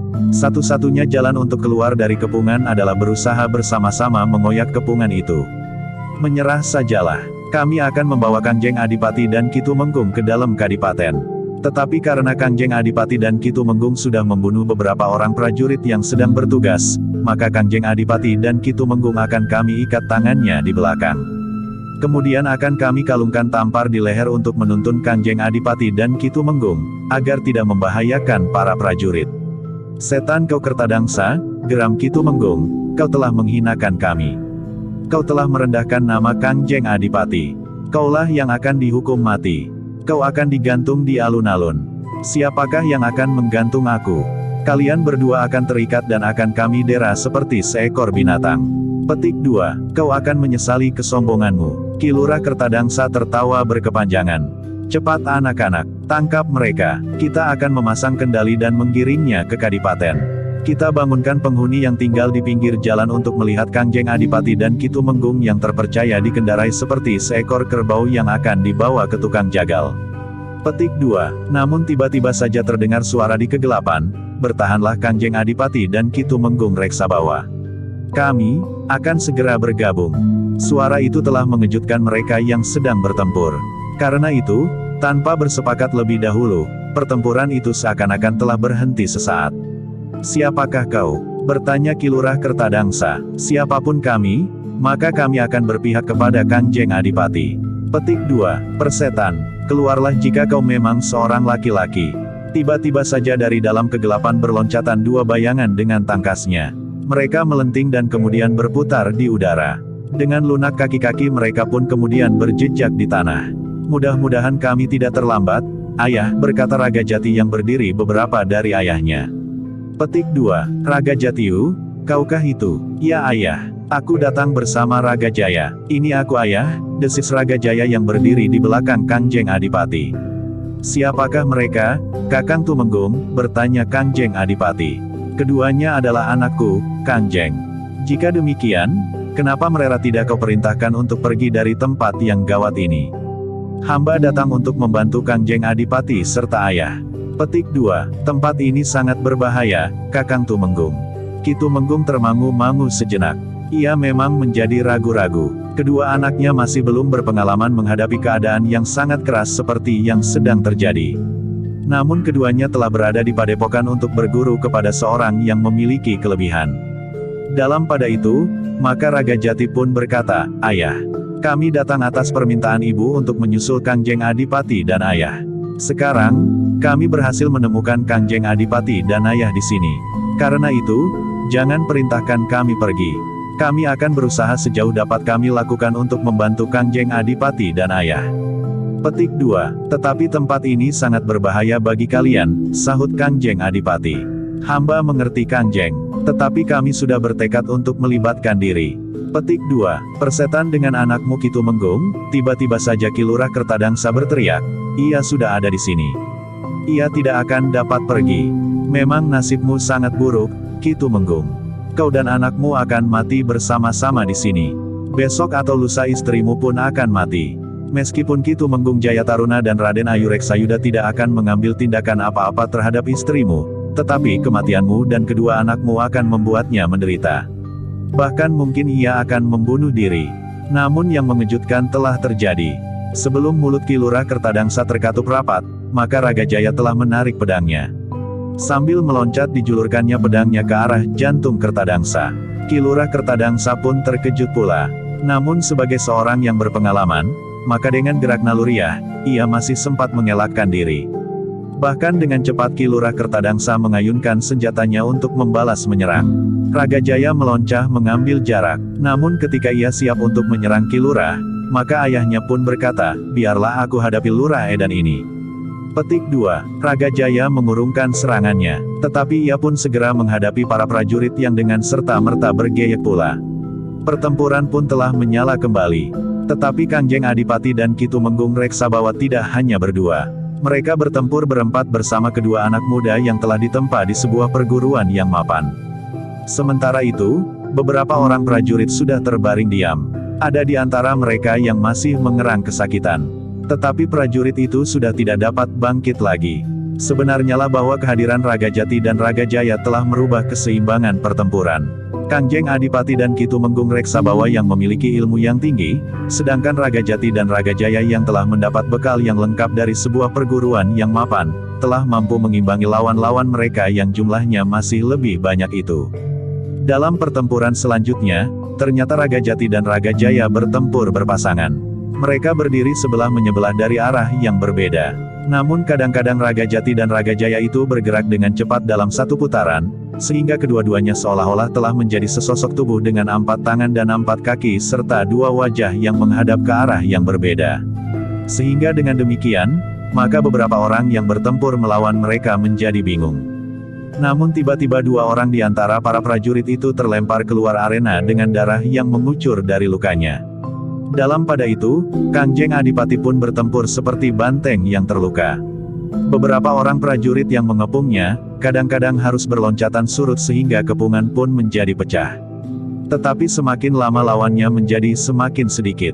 Bahkan Raga Jaya dan Ragapati pun sudah hampir kehabisan lawan pula. Sehingga ketika Raga Jaya dan Ragapati kemudian bergabung dengan Kangjeng Adipati, maka para prajurit yang tersisa pun menjadi ragu-ragu.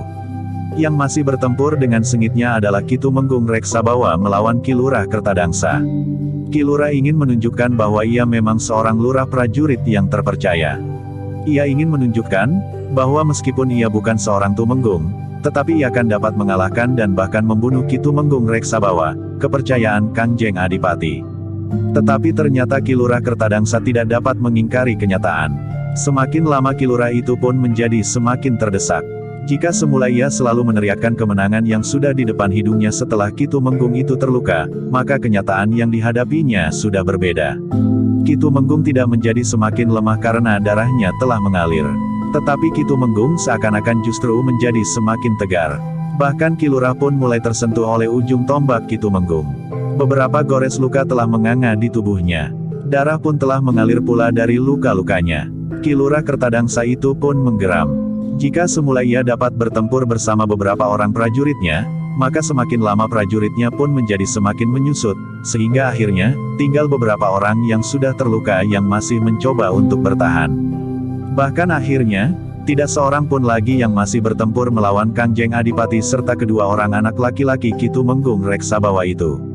Yang tinggal hanyalah Ki Lurah Kertadangsa yang bertempur melawan Ki Tumenggung Reksabawa. Ki Lurah, dalam keadaan seperti ini, kau akan melihat kebenaran tataran kepangkatan serta jabatan yang telah ditetapkan di Kadipaten Sendang Arum. Aku tidak peduli, Ki Tumenggung. Sekarang saatnya aku membunuhmu. Tetapi Ki Tumenggung berkata selanjutnya, meskipun kau kerahkan semua ilmu dan aji kesaktian yang kau miliki, ternyata kau masih belum pantas untuk dinaikkan pangkatmu. Kau masih terlalu canggung bertempur di arena pertempuran yang sebenarnya. Apalagi secara pribadi kau bukan apa-apa. Jika sekarang kau berhadapan dengan seorang Tumenggung, maka kau baru menyadari bahwa kau masih terlampau kecil untuk mendambakan kenaikan pangkat dan jabatan. Petik 2. Persetan Ki Tumenggung. Aku akan membunuhmu. Aku akan membunuh Kangjeng Adipati dan kedua orang anakmu itu. Prajurit-prajuritmu sudah habis. Ada yang terbunuh. Ada yang terluka parah sehingga tidak dapat bangkit lagi. Ada yang terluka hanya ringan saja, tetapi sudah berputus asa dan menyerah. Aku akan membunuh mereka yang menjadi pengecut. Petik 2. Bagaimana kau dapat membunuh mereka jika kau sendiri akan mati? Jangan hanya membual Ki Tumenggung. Ki Tumenggung tidak menjawab, namun serangan-serangannya datang membadai. Menyerahlah Ki Lurah Kertadangsa, kau tidak mempunyai kesempatan lagi. Ki Lurah Kertadangsa tidak menjawab, tetapi ia pun meloncat dengan garangnya. Senjatanya pun terayun mendatar menebas ke arah leher Ki Tumenggung. Namun Ki Tumenggung sempat merendah. Dengan tangkasnya Ki Tumenggung menjulurkan tombaknya ke arah dada. Terdengar Ki Lurah Kertadangsa itu berteriak memaki dengan kasarnya. Namun suaranya pun menjadi semakin lemah, sehingga akhirnya, suaranya yang menjadi parau itu tidak terdengar lagi. Ketika Ki Tumenggung Reksabawa menarik tombaknya, maka Ki Lurah Kertadangsa itu pun segera terjatuh dan terbaring di tanah. Nafasnya sudah tidak mengalir lagi di lubang hidungnya. Ki Tumenggung pun berdiri termangu-mangu sejenak. Namun kemudian Ki Tumenggung itu berkata, Kangjeng, agaknya pekerjaan kita di sini sudah selesai. Kangjeng Adipati menarik nafas dalam-dalam. Dipandanginya kedua orang anak laki-laki Ki Tumenggung Reksabawa itu berganti-ganti. Dengan nada dalam Kangjeng Adipati pun berkata, aku mengucapkan terima kasih kepada kalian berdua. Petik 2. Sudah menjadi kewajiban kami, Kangjeng, sahut Ragajati. Ayahmu memang memikul kewajiban sekarang ini. Tetapi sebenarnya kalian masih belum waktunya. Meskipun demikian, kalian telah menunjukkan pengabdian kalian. Yang terpenting bukan kepadaku, tetapi kepada Sendang Arum. Kami berdua ingin membantu ayah kami dalam tugas-tugasnya, Kangjeng. Petik 2. Sekali lagi aku mengucapkan terima kasih. Kangjeng Adipati itu terdiam sejenak. Lalu katanya kepada Ki Tumenggung Reksabawa, apa yang harus kita lakukan sekarang Kakang? Petik 2. Kita harus segera meninggalkan tempat ini sebelum yang lain datang, Kangjeng. Bagaimana dengan mereka yang terbunuh? Apakah kita akan meninggalkan mereka begitu saja? Petik 2. Biarlah yang masih hidup mengurus kawan-kawan yang sudah mati, jawab Ki Tumenggung. Kita akan kemana? Kita akan pergi ke Kademangan Karangwaru. Kita akan membuat landasan perjuangan untuk menegakkan tatanan dan pageran di Sendang Arum dari Karangwaru.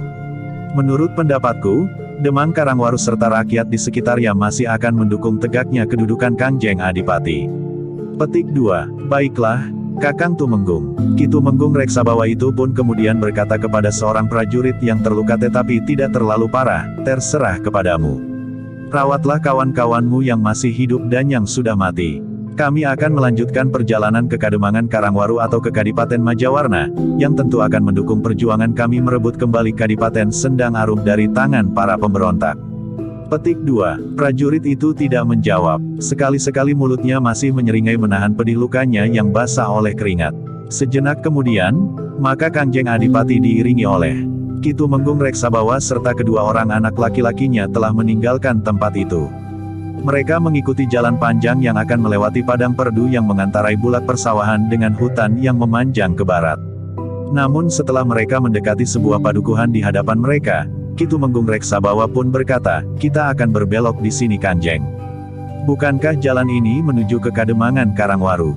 Bahkan jika kita akan pergi ke Kadipaten Majawarna, kita tidak akan pergi ke Karangwaru atau ke Majawarna. Tetapi tadi Kakang Tumenggung mengatakan, bahwa kita akan pergi ke Karangwaru atau ke Majawarna.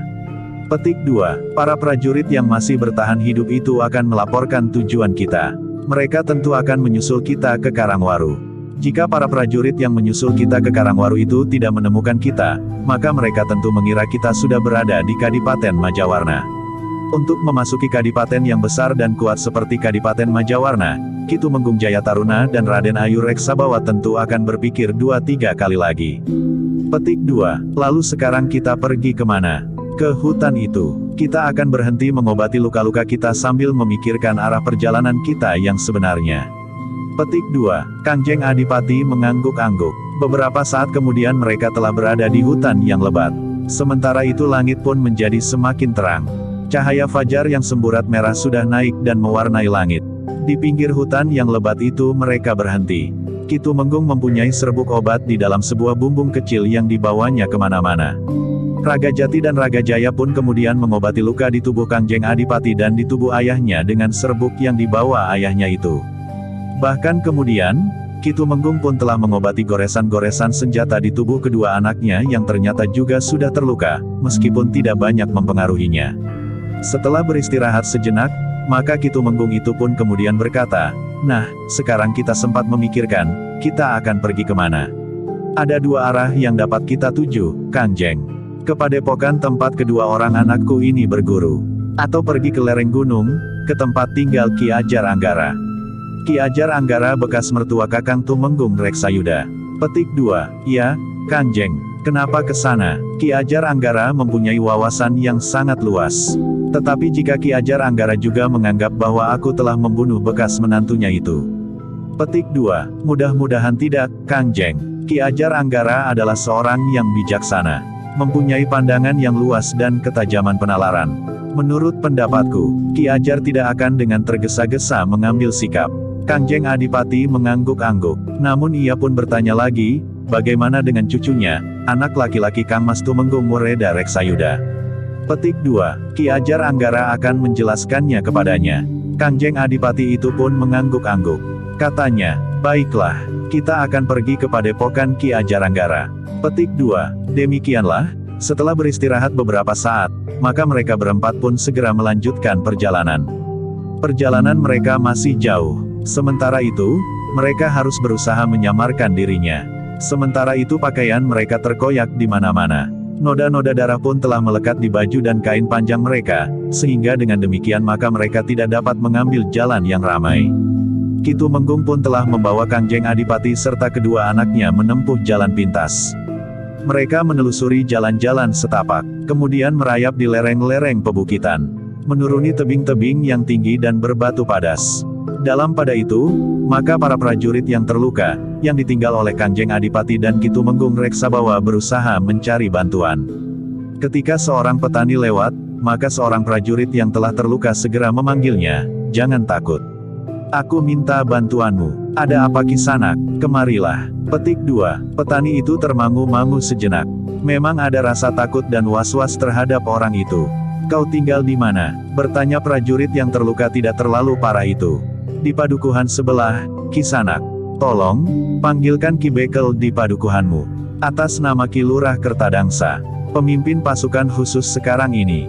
"Kalian siapa?" bertanya seorang petani. "Kami adalah prajurit dari Sendang Arum. Lihat pakaian kami dengan ciri-ciri keprajuritan." "Prajurit Sendang Arum." "Ya." Petik 2. Lalu, apakah yang sebenarnya terjadi di sini? "Telah terjadi pemberontakan di Sendang Arum. Kami sedang memburu pemimpin pemberontak itu. Kami bertempur di sini, tetapi jumlah para pemberontak terlalu banyak, sehingga kami mengalami kesulitan. Pimpinan kami, Ki Lurah Kertadangsa telah gugur di pertempuran ini." Petani itu termangu-mangu sejenak. Namun kemudian ia pun telah pergi ke padukuhan dengan tergesa-gesa. Ki Bekel dan Ki Jagabaya padukuhan itu pun segera pergi ke Bulak untuk melihat apa yang telah terjadi. Ternyata di Bulak terdapat beberapa orang yang terluka dan bahkan terbunuh. "Apa yang harus kami lakukan?" bertanya Ki Bekel. "Perintahkan 2 atau 3 orang berkuda pergi ke Kadipaten. Beritahukan bahwa sekelompok prajurit telah bertempur melawan para pemberontak. Tetapi jumlah para pemberontak terlalu banyak, sehingga para prajurit telah menjadi korban." Petik 2. Baik, Kisanak. Aku akan memerintahkan 2 orang berkuda pergi ke Kadipaten. Sementara 2 orang anak muda pergi ke Kadipaten, maka orang-orang di padukuhan sebelah telah membantu mengumpulkan mereka yang terbunuh dan mereka yang terluka. Dengan pedati yang ada di padukuhan itu, maka para korban telah dibawa ke Banjar padukuhan terdekat. Sayang, kami tidak tahu bahwa peristiwa ini telah terjadi. Jika saja aku tahu, maka seisi padukuhan ini akan keluar dengan membawa senjata apa saja yang ada pada kami, berkata seorang laki-laki yang janggutnya sudah mulai memutih.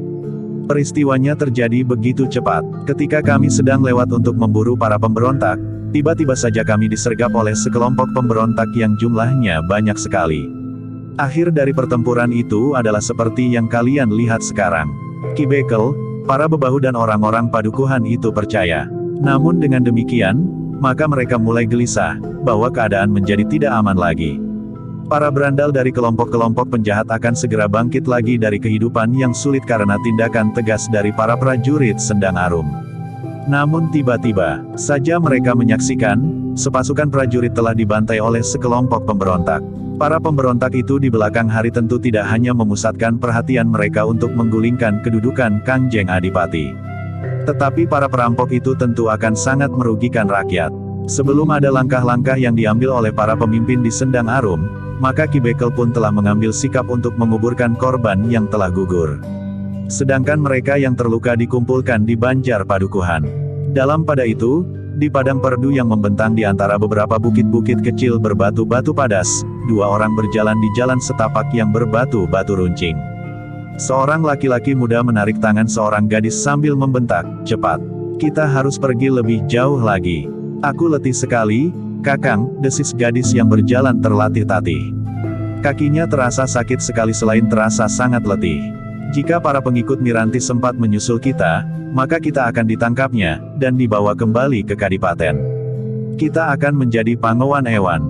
Kita akan dipermalukan di hadapan orang banyak oleh Miranti. Tetapi aku letih sekali. Kita tidak boleh berhenti. Kita harus menyingkir semakin jauh." Petik 2. Namun akhirnya keduanya pun berhenti. Gadis yang letih itu langsung menjatuhkan dirinya. Dipijit-pijitnya kakinya serta diurutnya punggung telapak kakinya yang terasa sakit. Ketika anak muda yang membawanya itu kemudian duduk di sebelahnya, maka gadis itu pun menarik nafas panjang. Tetapi sebelum ia berkata sesuatu, anak muda itu sudah geremang, "Kita tidak boleh berhenti terlalu lama. Kita harus segera beranjak dari tempat ini." "Ya, Kakang, aku mengerti. Tetapi aku ingin beristirahat sebentar saja di sini." Anak muda itu tidak menyahut. Tetapi wajahnya nampak gelap. Dari sorot matanya, terpancar kegelisahan yang dalam. "Kakang," berkata gadis itu, "aku ingin mengucapkan terima kasih. Kakang telah menyelamatkan aku dengan membawa aku keluar dari Taman Kadipaten yang kemudian ternyata telah diserang oleh para pemberontak." Petik 2. Laki-laki muda itu masih berdiam diri. "Sekali lagi aku mengucapkan terima kasih." "Kau tidak usah mengucapkan terima kasih kepadaku," berkata laki-laki muda itu. "Bukankah Kakang telah menyelamatkan aku? Siapa yang akan menyelamatkanmu? Aku membawamu pergi dari Kadipaten bukan karena aku ingin menyelamatkanmu. Tetapi aku tidak mau kau mati karena tangan orang lain. Kau harus mati karena tanganku sendiri." "Kakang, apa artinya ini semua? Ayahandamu telah membunuh ayahku. Maka sekarang sampai pada gilirannya, aku membunuhmu." "Kakang," wajah gadis itu menjadi tegang. "Jika aku berusaha membawamu keluar dari Taman Kadipaten, aku memang tidak merelakan kau jatuh ke tangan Miranti. Aku tahu, Miranti sangat membencimu. Karena itu, jika kau jatuh ke tangannya, maka nasibmu akan menjadi sangat buruk. Tetapi di tanganku nasibmu tidak akan menjadi lebih baik. Ayahmu dengan licik telah membunuh ayahku. Apapun caranya, tetapi yang terjadi itu telah membuat hatiku menjadi luka. Luka yang sangat dalam dan tidak mungkin diobati lagi." Petik 2. "Kakang," gadis itu, Ririswari, menjadi sangat cemas. Ia melihat kesungguhan di wajah jalawajah anak muda yang mengancamnya itu. "Aku masih belum dapat menunjukkan bakti serta kesetiaanku kepada ayahku. Bahkan ketika kami berpisah sebelum ayah diasingkan, aku telah mengguncang hati ayah. Ternyata sakit hati ayah itu dibawanya sampai hari-harinya yang terakhir. Ketika ditawarkan kepadaku untuk ikut menjemput ayah dari pengasingan, aku tidak bersedia. Ternyata bahwa aku tidak pernah lagi bertemu dengan ayah. Kakang percaya bahwa ayahku yang telah membunuh ayahmu. Ya, selain panggraitaku serta perhitunganku yang panjang, disertai dengan bukti yang ada, maka ayahmu telah membunuh ayahku dengan cara yang sangat licik." Petik 2. "Kakang, seandainya tuduhan Kakang itu benar, bukankah bukan aku yang bersalah? Kau memang tidak bersalah. Tetapi aku tidak dapat membalas membunuh ayahmu karena ayahmu dikelilingi oleh para pengawalnya. Karena itu, Aku akan membunuhmu. Kakang, Ririswari bergeser surut. Tetapi Jalawaja pun melangkah maju mendekatinya. Kita sekarang berada di tempat yang terbuka. Jauh dari pemukiman dan bahkan tempat ini jarang sekali didatangi orang. Karena itu, maka kau tidak akan dapat mengelak lagi. Tidak ada orang yang akan dapat menolongmu. Petik 2. Wajah Ririswari menjadi semakin tegang. Apalagi ketika kemudian Jalawaja menarik kerisnya sambil berkata, "Pandanglah jagat ini sepuas-puasmu untuk yang terakhir kalinya, Riris. Pandanglah langit serta awan putih yang mengalir ke utara. Sebentar lagi kau akan mati. Aku tidak mau orang lain membunuhmu. Tetapi aku akan membunuhmu dengan tanganku sendiri." Petik 2. Keringat dingin mengalir di seluruh tubuh Ririswari. Dipandanginya wajah Jalawaja dengan tajamnya. Sedangkan tubuh gadis itu menjadi gemetar. "Katakan pesanmu terakhir, Riris. Atau pesanmu buat orang lain." Ririswari bergeser setapak surut. Namun tiba-tiba saja, seakan-akan begitu saja tumbuh di dalam dirinya, keberanian yang luar biasa. Tiba-tiba saja, Ririswari tidak lagi ketakutan melihat keris Jalawaja yang bergetar. Bahkan Ririswari tidak merasa cemas lagi melihat geramnya wajah Jalawaja. Bahkan kemudian Ririswari itu pun justru bergeser setapak maju. Dengan mata yang basah dan suara sendat tetapi mantap, Ririswari pun berkata, "Kakang. Jika itu yang kau kehendaki, lakukanlah Kakang. Kalau kau ingin membunuhku sekarang, bunuhlah. Aku memang tidak dapat mengelak lagi. Aku tidak akan dapat lari. Aku juga tidak akan dapat minta tolong kepada siapapun. Tetapi seandainya itu dapat aku lakukan, aku memang tidak ingin lari. Aku tidak ingin minta tolong kepada siapapun. Jika dengan kematianku, kau akan mendapat kepuasan, maka lakukanlah. Bunuhlah aku. Aku akan merasa gembira di saat-saat akhir hayatku karena kematianku masih mempunyai arti bagimu." "Cukup, Kakang. Aku masih akan mengucapkan terima kasih kepadamu, bahwa baru sekarang kau akhiri hidupku. Tidak semalam di Taman Kadipaten, sehingga pagi ini aku masih sempat melihat matahari terbit." "Diam. Jangan banyak bicara lagi. Sekarang tundukkan kepalamu. Pejamkan matamu, aku akan menusuk dadamu." "Tidak perlu Kakang. Aku tidak perlu menundukkan wajahku. Aku tidak perlu memejamkan mataku. Aku ingin melihat kilatan kerismu saat kerismu menikam dadaku. Aku ingin melihat titik-titik darahku yang memancar dari lukaku sebelum aku menarik nafasku yang terakhir. Kakang, aku akan merelakan hidupku demi kepuasanmu."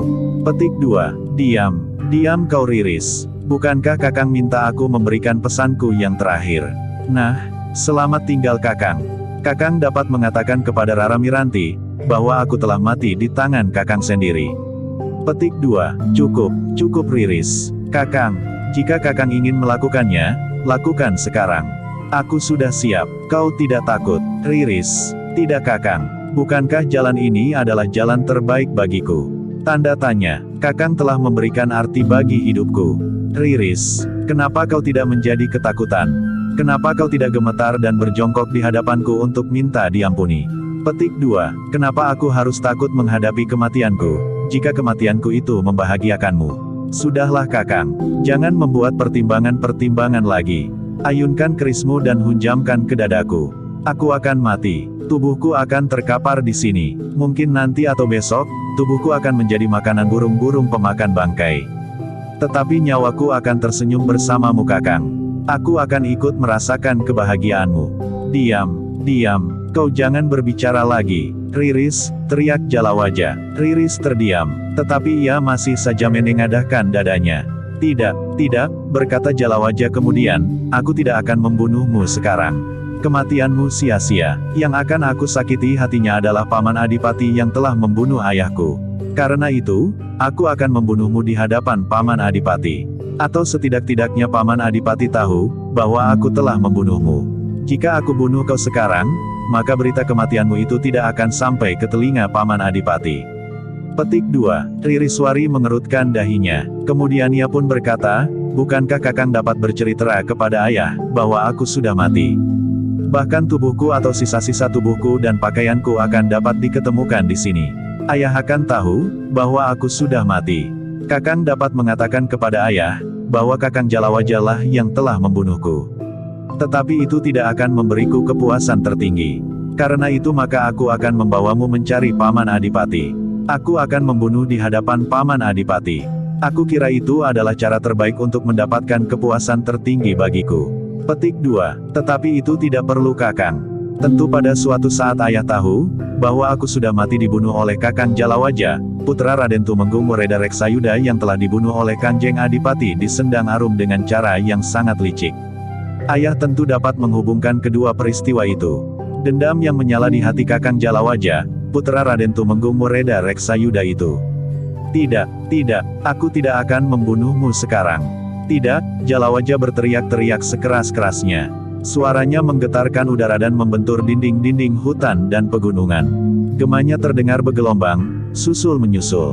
Ririswari termangu-mangu sejenak. Ketika Jalawaja bergeser menjauh dan membelakanginya, maka Ririswari justru mendekatinya.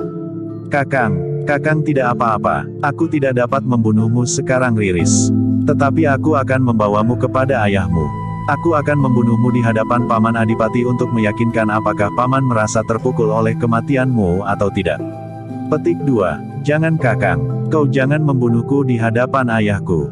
Kenapa? Mungkin kau tidak mempunyai kesempatan untuk melakukannya. Tetapi akibat lain akan dapat terjadi. Ayah akan marah dan ayah akan bertindak terhadap Kakang Jalawaja. Meskipun Kakang Jalawaja dapat menjaring angin, tetapi Kakang tidak akan dapat menghadapi ayahanda. Baik ayahanda seorang diri, apalagi dengan para pengawalnya. Aku tidak peduli. Kakang dapat membunuhku dengan cara yang lebih aman. Sekarang, kemudian Kakang pergi ke padukuhan, memberitahu orang-orang padukuhan, pesan kepada mereka agar kematianku dapat didengar oleh Kanjeng Adipati, jika Kanjeng Adipati belum mati dibunuh oleh para pemberontak. Petik 2. Tidak, biarlah aku berbuat menurut kemauanku sendiri. Kau jangan berbicara apa-apa lagi Riris. Teriakan Jalawaja itu menggetarkan jantung Riris, sehingga Ririswari pun berdiam diri. Namun tiba-tiba saja Jalawaja itu meloncat menyambar pergelangan tangan Ririswari sambil berkata, kita harus berjalan lagi. Kita harus menghindari para pengikut Miranti dan Paman Tumenggung Jayataruna. Petik 2. Tetapi aku masih lelah, Kakang. Aku tidak peduli. Kita harus berjalan lagi. Ririswari tidak dapat membantah lagi. Jalawaja pun menariknya agar Ririswari berjalan di atas lorong sempit berbatu-batu padas, menjauhi Kadipaten. Ririswari tidak tahu, ia akan dibawa kemana. Yang dapat dilakukan adalah mencoba berjalan mengikuti irama langkah Jalawaja. Karena itu, maka Ririswari itu kadang-kadang harus berlari-lari kecil. Dalam pada itu, di Kadipaten Sendang Arum, kesibukan masih nampak di sana-sini. Namun Ki Tumenggung Jayataruna dan Raden Ayu Reksayuda sudah sempat duduk di ruang tengah dalam kadipaten yang telah direbutnya. Agaknya tugas terberat kita sudah lewat. Raden Ayu, berkata Ki Tumenggung Jayataruna. Belum Kakang. Kanjeng Adipati dan Ki Tumenggung Reksabawa belum tertangkap hidup atau mati. Ririswari dan bahkan juga Jalawaja belum dibawa menghadap kepadaku. Itu bukan tugas yang berat, Raden Ayu. Aku sudah memerintahkan kepada para prajurit untuk tetap memburu Kanjeng Adipati dan Ki Tumenggung Reksabawa. Para prajurit juga sudah melacak ke Kademangan Karangwaru. Tetapi Kanjeng Adipati tidak ada di sana. Mungkin Kanjeng Adipati telah pergi ke Kadipaten Majawarna. Atau pergi ke tempat yang lain. Untuk menangkap Kanjeng Adipati dan Ki Tumenggung Reksabawa bukannya tugas yang ringan Kakang. Juga untuk menemukan Ririswari dan Jalawaja. Petik 2. Aku sudah mengirimkan sekelompok prajurit ke Padepokan Ki Ajar Anggara. Sebelumnya, Jalawaja selalu berada di padepokan itu. Tetapi ternyata Jalawaja sudah tidak berada di padepokan itu lagi. Petik 2. Sudah tidak tinggal di padepokan itu, atau sedang pergi meninggalkan padepokan. Para prajurit tidak menemukan Jalawaja di padepokan.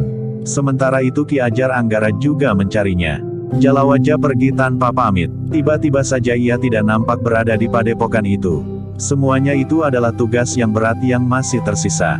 Raden Ayu jangan cemas. Petik 2. Tetapi jika Kanjeng Adipati berada di Kadipaten Majawarna, maka akan dapat timbul persoalan Kakang. Jika Majawarna bersedia membantu Kanjeng Adipati, maka kita akan berhadapan dengan Kadipaten yang kuat itu. Petik 2. Tidak, Majawarna tidak akan mau berkorban terlalu banyak bagi Kanjeng Adipati yang sudah tidak berpengharapan lagi. Tidak ada keuntungan apa-apa bagi Kadipaten Majawarna untuk membantu Kanjeng Adipati. Sementara itu, Majawarna harus mengorbankan sejumlah prajuritnya untuk kepentingan yang sia-sia. Kakang Jayataruna yakin, aku yakin, kecuali jika kedudukan Kanjeng Adipati masih kokoh. Mungkin ada pertimbangan khusus di Majawarna sehingga Majawarna akan membantunya. Mungkin ada kesediaan Kangjeng Adipati untuk melepaskan hutan rawa amba untuk dimasukkan ke telatah Majawarna. Atau daerah perbukitan yang berhutan lebat di sekitar Danau Ketawang. Tetapi sekarang Majawarna tidak dapat mengharapkan apa-apa lagi dari Kangjeng Adipati, sehingga Majawarna tentu tidak akan membantunya. Petik 2. Tetapi bukankah prajurit yang terluka itu mengatakan bahwa mereka akan pergi ke Kademangan Karangwaru atau ke Kadipaten Majawarna? Kata-kata itu tentu diucapkan sebagaimana orang mengigau. Tetapi mereka tentu akan memikirkannya lagi sehingga mereka akan mengambil arah yang lain. Namun dengan demikian maka tugas kita masih belum selesai, Kakang. Petik 2. Bukankah tinggal tugas-tugas kecil? Jika Kangjeng Adipati bangkit dan berhasil mempengaruhi rakyat, semua senapati di Sendang Arum serta para Demang sudah menyatakan setia kepadaku. Seandainya Kangjeng Adipati akan mencoba-coba untuk bangkit, maka ia akan terhimpit oleh kekuatan yang sudah tergalang. Tetapi mungkin saja sikap rakyat Sendang Arum berbeda dengan sikap para pemimpinnya. Bahkan mungkin sikap para prajurit di tataran terbawah akan berpihak kepada Kangjeng Adipati jika Kangjeng Adipati itu tiba-tiba muncul kembali. Tidak ada kekuatan yang akan mendukungnya. Petik 2. Baiklah, Kakang. Kita masih akan menyelesaikan tugas kita sampai tuntas. Raden Ayu, bukankah aku tidak perlu menunggu sampai masalah-masalah kecil harus diselesaikan? Petik 2. Ini bukan masalah kecil, Kakang. Jangan mengada-ada, Raden Ayu. Kakang, apakah yang sebenarnya Kakang kehendaki? Aku menagih janji, Raden Ayu. Petik 2. Raden Ayu tertawa. Katanya, apakah Kakang belum pernah menagih janji selama ini? Maksudku, hubungan kita akan menjadi terbuka, Raden Ayu. Kita masih harus berjuang lebih lama lagi Kakang. Apa kata para prajurit dan para Demang yang mendukung kita, jika kita langsung menikmati hasil perjuangan yang belum selesai ini? Mereka akan dapat mengerti, Raden Ayu. Justru setelah kita disatukan oleh ikatan jiwani itu, maka perjuangan kita akan menjadi semakin meningkat. Kita masih harus menjaga nama baik kita, Kakang. Lagi pula, apa kata anak dan istri Kakang? Itu soal mudah. Aku akan mengatasinya. Tetapi aku minta Kakang menjadi sabar. Biarlah hubungan di antara kita berlangsung seperti ini saja untuk sementara. Lain kali, setelah segala sesuatunya selesai, kita akan membicarakannya. Raden Ayu, aku minta Raden Ayu jangan memandang aku sekarang sebagai seorang tumenggung yang derajat dan pangkatnya berada di bawah derajat dan pangkat seorang tumenggung Oreda. Tetapi aku sekarang memegang pimpinan di Kadipaten Sendang Arum ini. Aku tahu, Kakang, tetapi Kakang harus sabar menunggu segala-galanya selesai sampai tuntas. Baru kita sempat memikirkan kita sendiri. Ki Tumenggung Jayataruna tidak sempat menjawab. Raden Ayu itu pun kemudian telah bangkit berdiri sambil berkata, "Maaf Kakang." Renungkan, jangan sakiti hati para prajurit dan para Demang. Perjuangan ini bukan hanya untuk kita berdua, tetapi untuk menegakkan kebenaran dan keadilan di Kadipaten ini. Petik 2. Ki Tumenggung Jayataruna menjadi termangu-mangu. Tetapi ia tidak berkala apa-apa lagi. Dipandanginya saja Raden Ayu yang meninggalkan ruangan itu sambil berkata, "Maaf Kakang. Bukankah kita mempunyai banyak kesempatan? Karena itu, jangan tergesa-gesa mengikat diri selagi kita masih dapat berbuat dalam kebebasan kita masing-masing." Petik 2. Ki Tumenggung Jayataruna masih tetap berdiam diri. Namun ia pun kemudian mendengar suara tertawa Raden Ayu Reksayuda. Namun Ki Tumenggung Jayataruna yang sempat merenung beberapa saat itu pun kemudian mengangguk-angguk sambil berkata kepada diri sendiri, "Raden Ayu benar. Kenapa aku harus tergesa-gesa?" Namun sebenarnya lah bahwa Ki Tumenggung Jayataruna tidak mau terlambat. Jika ada orang lain yang datang dan langsung menarik perhatian Raden Ayu itu lebih dari dirinya. Tentu tidak ada, berkata Ki Tumenggung kepada diri sendiri. Agaknya kita hanya akan berhubungan dengan beberapa orang yang sudah kami kenal dengan baik.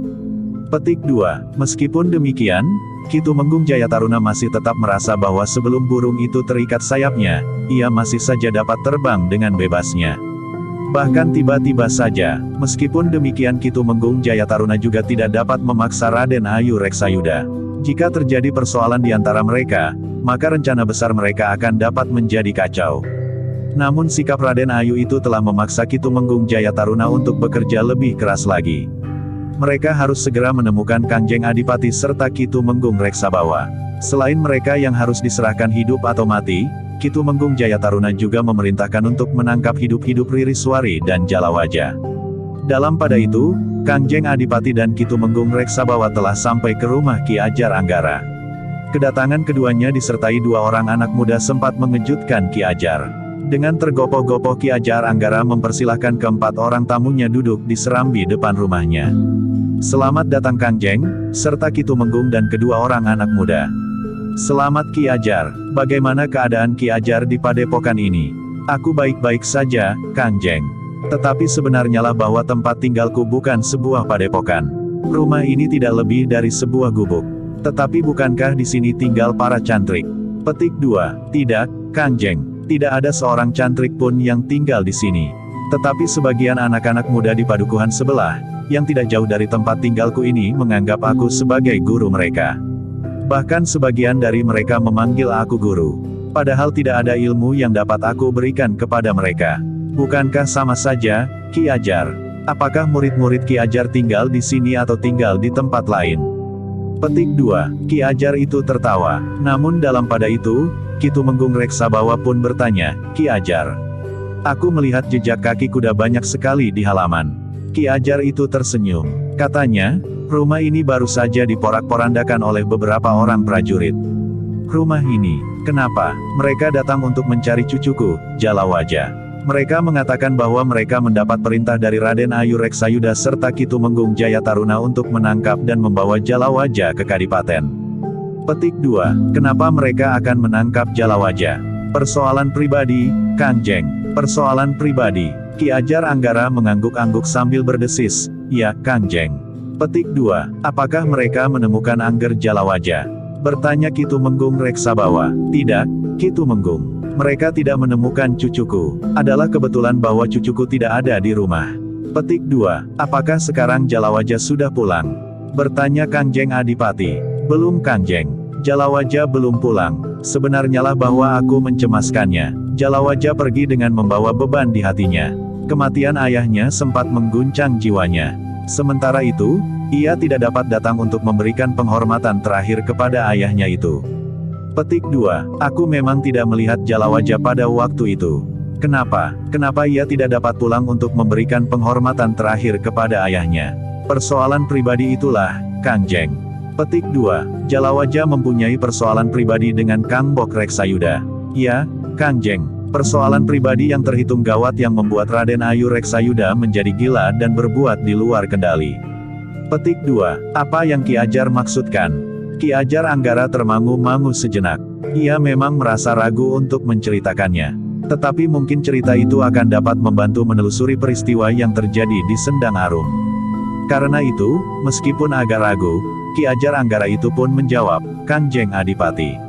Aku tidak tahu apakah Jalawaja setuju atau tidak setuju, jika aku ceritakan persoalan pribadinya dengan Raden Ayu Reksayuda. Tetapi untuk menghindarkan salah paham, kenapa Jalawaja tidak datang pada saat pemakaman ayahnya yang baru saja pulang dari pengasingan, maka sebaiknya persoalannya aku beritahukan kepada Kangjeng Adipati dan Ki Tumenggung Reksabawa." Petik 2. Kangjeng Adipati dan Ki Tumenggung Reksabawa mendengarkannya dengan sungguh-sungguh. Namun tiba-tiba saja Ki Ajar Anggara itu bertanya, "Tetapi siapakah kedua orang anak muda itu?" Petik 2. Mereka adalah anak-anakku, Ki Ajar. Sebenarnya putra Ki Tumenggung. Ya, mereka adalah anak-anak kandungku. Mereka telah membantu ayahnya serta Kangjeng Adipati membebaskan diri dari tangan sekelompok prajurit yang memburu kami. Petik 2. Ki Ajar Anggara mengangguk-angguk. Tetapi jika mereka tidak sebaiknya mendengarkannya, biarlah mereka berada di luar. Tidak, tidak apa-apa. Biarlah mereka mendengarkan ceritanya. Cerita yang menarik, seperti cerita dongeng. Ki Ajar Anggara berhenti sejenak. Namun kemudian ia berkata pula, "Tetapi aku mohon maaf, jika cerita itu menyangkut nama Raden Ajeng Ririswari." Petik 2. Ririswari. Bertanya Kangjeng Adipati. "Ya, Kangjeng. Baiklah. Ceritakan Ki Ajar." Ki Ajar pun kemudian telah menceritakan hubungan antara Rara Miranti dengan Raden Jalawaja yang juga menyangkut nama Ririswari yang dianggap Miranti menghalangi hubungannya dengan Jalawaja. Kangjeng Adipati dan Ki Reksabawa mendengarkan cerita itu dengan sungguh-sungguh. Sekali-sekali keduanya mengangguk-angguk, namun kemudian menarik nafas panjang. Demikian Ki Ajar selesai dengan cerita ya. Maka Ki Tumenggung Reksabawa pun berkata, itukah yang terjadi? Agaknya Rara Miranti benar-benar telah kehilangan kendali.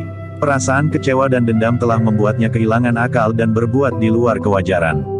Iya, Ki Tumenggung. Dengan demikian, maka Jalawaja telah berjanji kepada dirinya sendiri, selama ibu tirinya masih ada di rumahnya, ia tidak akan mau pulang apapun alasannya.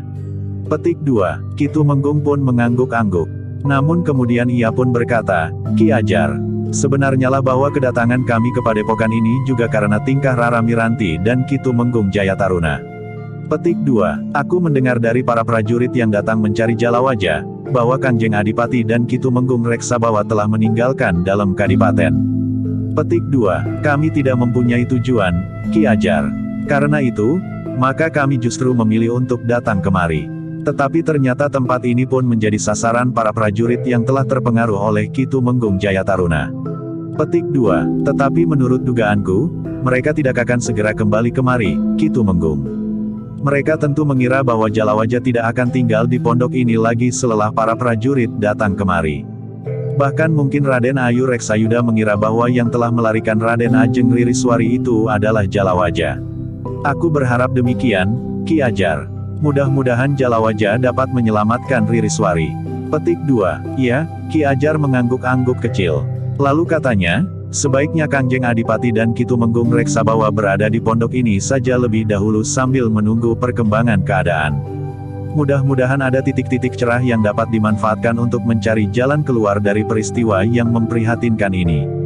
Terima kasih atas kesediaan Ki Ajar Anggara untuk menerima kami. Tetapi jika keberadaan kami justru akan menyulitkan keadaan Ki Ajar, maka aku kira kami dapat mencari jalan lain, berkata Kangjeng Adipati. Tidak, Kangjeng. Aku kira para prajurit itu, setidak-tidaknya untuk sementara, seperti yang aku katakan tadi, tidak akan dalang kemari. Baiklah Ki Ajar, aku akan tinggal di sini untuk beberapa lama.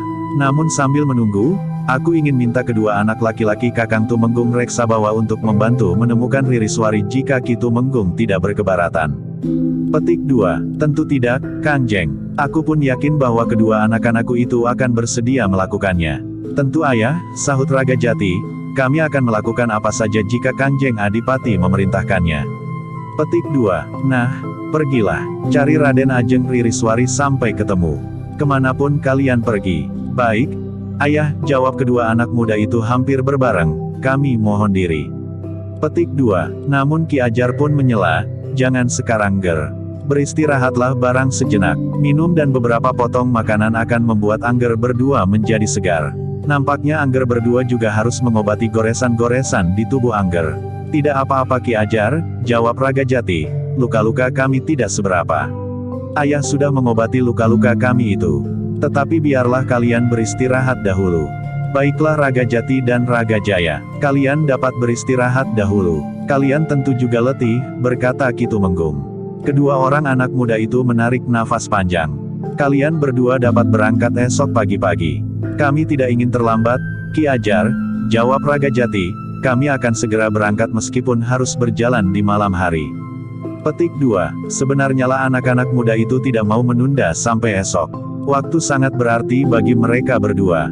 Karena itu, maka setelah minum dan makan beberapa potong makanan, keduanya pun minta diri. Ki Ajar Anggara masih memberikan beberapa pesan kepada mereka berdua. Ki Ajar memberikan ancar-ancar jalan pintas dari Sendang Arum sampai ke pondok kecil itu. Seandainya, hanya seandainya, Ger, Jalawaja sempat menyingkirkan Raden Ajeng Ririswari dan berniat membawa ke pondok ini, ia tentu tidak akan mengambil jalan yang terbiasa dilaluinya. Ia tentu akan mengambil jalan pintas. Lewat lorong-lorong sempit di lereng-lereng bukit kecil. Menyusuri padang perdu, sawah dan pategalan. Kami akan menyusuri jalan itu, Ki Ajar. Petik 2, jalan pintas itu, bukan jalan pintas yang kita lalui, berkata Ki Tumenggung Reksabawa. Ya, ayah, kami mengerti. Ingat, di sepanjang perjalanan kaitan, jangan memberitahukan kepada siapapun. Di mana Kangjeng Adipati sekarang berada? Baik, ayah, jawab Raga Jati. Demikianlah, maka sejenak kemudian, keduanya pun segera minta diri. Berdasarkan atas ancar-ancar yang diberikan oleh Ki Ajar Anggara, mereka berharap untuk dapat bertemu dengan Raden Ajeng Ririswari. Siapapun yang membawanya keluar dari Taman Keputren. Ketika malam turun, maka di langit nampak bulan yang hampir bulat mulai naik. Meskipun cahayanya tidak seterang matahari, tetapi mampu menembus kegelapan sehingga Raga Jati dan Raga Jaya dapat mengenali jalan yang belum pernah dilaluinya. Mereka hanya sekedar berpegang pada ancar-ancar yang diberikan oleh Ki Ajar Anggara. Meskipun demikian, keduanya dapat menelusuri lorong itu tanpa kesulitan. Meskipun mereka harus melewati jajan sempit di lereng bukit kecil, kemudian menuruni tebing-tebing yang tidak terlalu tinggi, melalui jalan setapak berbatu-batu padas. Cahaya bulan ternyata sangat membantu perjalanan mereka, sehingga mereka dapat melihat pepohonan, bebatuan dan pertanda lain yang disebut oleh Ki Ajar Anggara. Dalam pada itu, Jalawaja yang membawa Raden Ajeng Ririswari, berada di tengah-tengah bentangan pategalan yang luas. Ketika Jalawaja menemukan sebuah gubuk yang kosong, maka ia memaksa Ririswari untuk masuk ke dalamnya, menutup pintunya dan mengganjalnya dengan batu yang cukup besar dari luar. Dengan demikian, maka Jalawaja dapat beristirahat sementara Ririswari tidak dapat melarikan diri. Meskipun gubuk itu bukan bangunan yang kokoh, tetapi Ririswari tidak akan dapat menerobos keluar. Ketika malam menjadi semakin jauh, Jalawaja duduk di bawah sebatang pohon di depan gubuk kecil itu, bersandar pada batangnya. Setelah seharian berjalan lewat lorong-lorong sempit berbatu-batu padas, maka Jalawaja itu pun merasa letih juga. Angin yang semilir seakan-akan mengipasi wajahnya yang berkeringat. Sekali-sekali Jalawaja memandang bulan yang hampir bulat, tetapi ia tidak banyak menarik perhatian terhadap bulan. Bahkan matanya tiba-tiba saja menjadi berat. Beberapa saat kemudian, di luar sadarnya matanya pun telah terpejam. Namun rasanya Jalawaja itu seperti bermimpi ketika ia mendengar suara tembang. Hanya perlahan-lahan, tetapi justru di sepinya malam, tembang itu terdengar jelas. Kata demi kata, Jalawaja merasa seakan-akan ia berada di podoknya, duduk di serambi depan di bawah cahaya bulan. Kakeknya sedang duduk terkantuk-kantuk. Jalawaja merasa seakan-akan di ruang dalam Ririswari sedang membaca kitab dengan alunan tembang mencapat. Jalawaja terkejut ketika seekor semut merah menggigit kakinya. Demikian ia membuka matanya, maka ia pun segera sadar bahwa ia sedang bermimpi. Ia tidak sedang berada di serambi pondok eyangnya, tetapi ia duduk di bawah sebatang pohon di sebuah pategalan yang sepi. "Aku bermimpi," desis Jalawaja. Di luar sadarnya ia mengangat wajahnya. Ia melihat bulan masih mengambang di langit. Cahayanya seakan-akan menjadi semakin terang. Tetapi sesuatu yang terjadi di dalam mimpinya itu masih tertinggal. Ia mendengar suara tembang sebagaimana didengarnya di dalam mimpi. Perlahan-lahan, tetapi jelas, akhirnya Jalawaja menyadari sepenuhnya, bahwa yang mengalunkan tembang itu memang Ririswari sebagaimana yang terjadi di dalam mimpinya. Jalawaja berkisar membelakangi gubuk kecil itu. Tetapi suara tembang yang hanya perlahan-lahan itu didengarnya dengan jelas. Karena itu, maka Jalawaja itu pun beringsut beberapa langkah menjauh. Namun ia masih mendengar suara tembang itu. Justru seakan-akan menjadi semakin keras. Suara tembang itu membuat Jalawaja menjadi gelisah. Meskipun suara tembang yang didengar itu sama dengan suara tembang yang didengar di dalam mimpinya, namun suasananya berbeda. Jalawaja tidak lagi duduk berdua dengan kakeknya yang terkantuk-kantuk di serambi sambil menikmati suara tembang itu. Ririswari juga tidak sedang berada di ruang dalam pondok kecil kakeknya itu.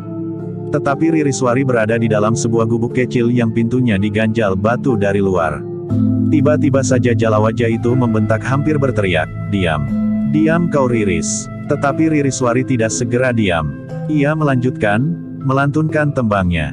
"Riris, kau dengar? Diam, diamlah." Tetapi Ririswari masih saja melakukan tembangnya. Jalawaja yang menjadi sangat gelisah itu pun berlari ke pintu gubuk itu.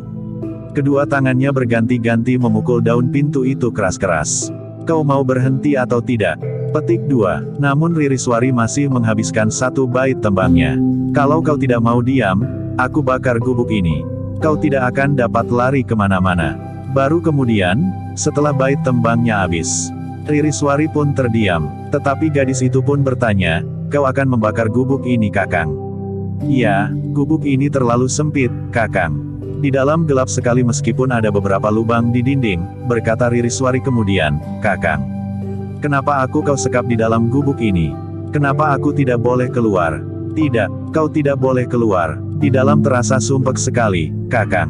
Tetapi kau tidak boleh keluar." Petik 2. "Jika aku tetap berada di dalam, aku akan dapat pingsan Kakang." Pingsanlah. Aku tidak peduli. Tolong Kakang. Biarlah aku keluar. Kau akan mencari cara untuk melarikan diri. Petik 2. Bagaimana mungkin aku dapat melarikan diri? Aku sudah tidak bertenaga sama sekali. Kakiku sakit, berdarah dan bengkak. Aku tidak peduli. Apapun yang akan terjadi atasmu di dalam gubuk kecil itu, aku tidak peduli. Akhirnya kau juga akan mati. Jika demikian, baiklah Kakang. Aku hanya dapat pasrah, apa yang akan terjadi atas diriku.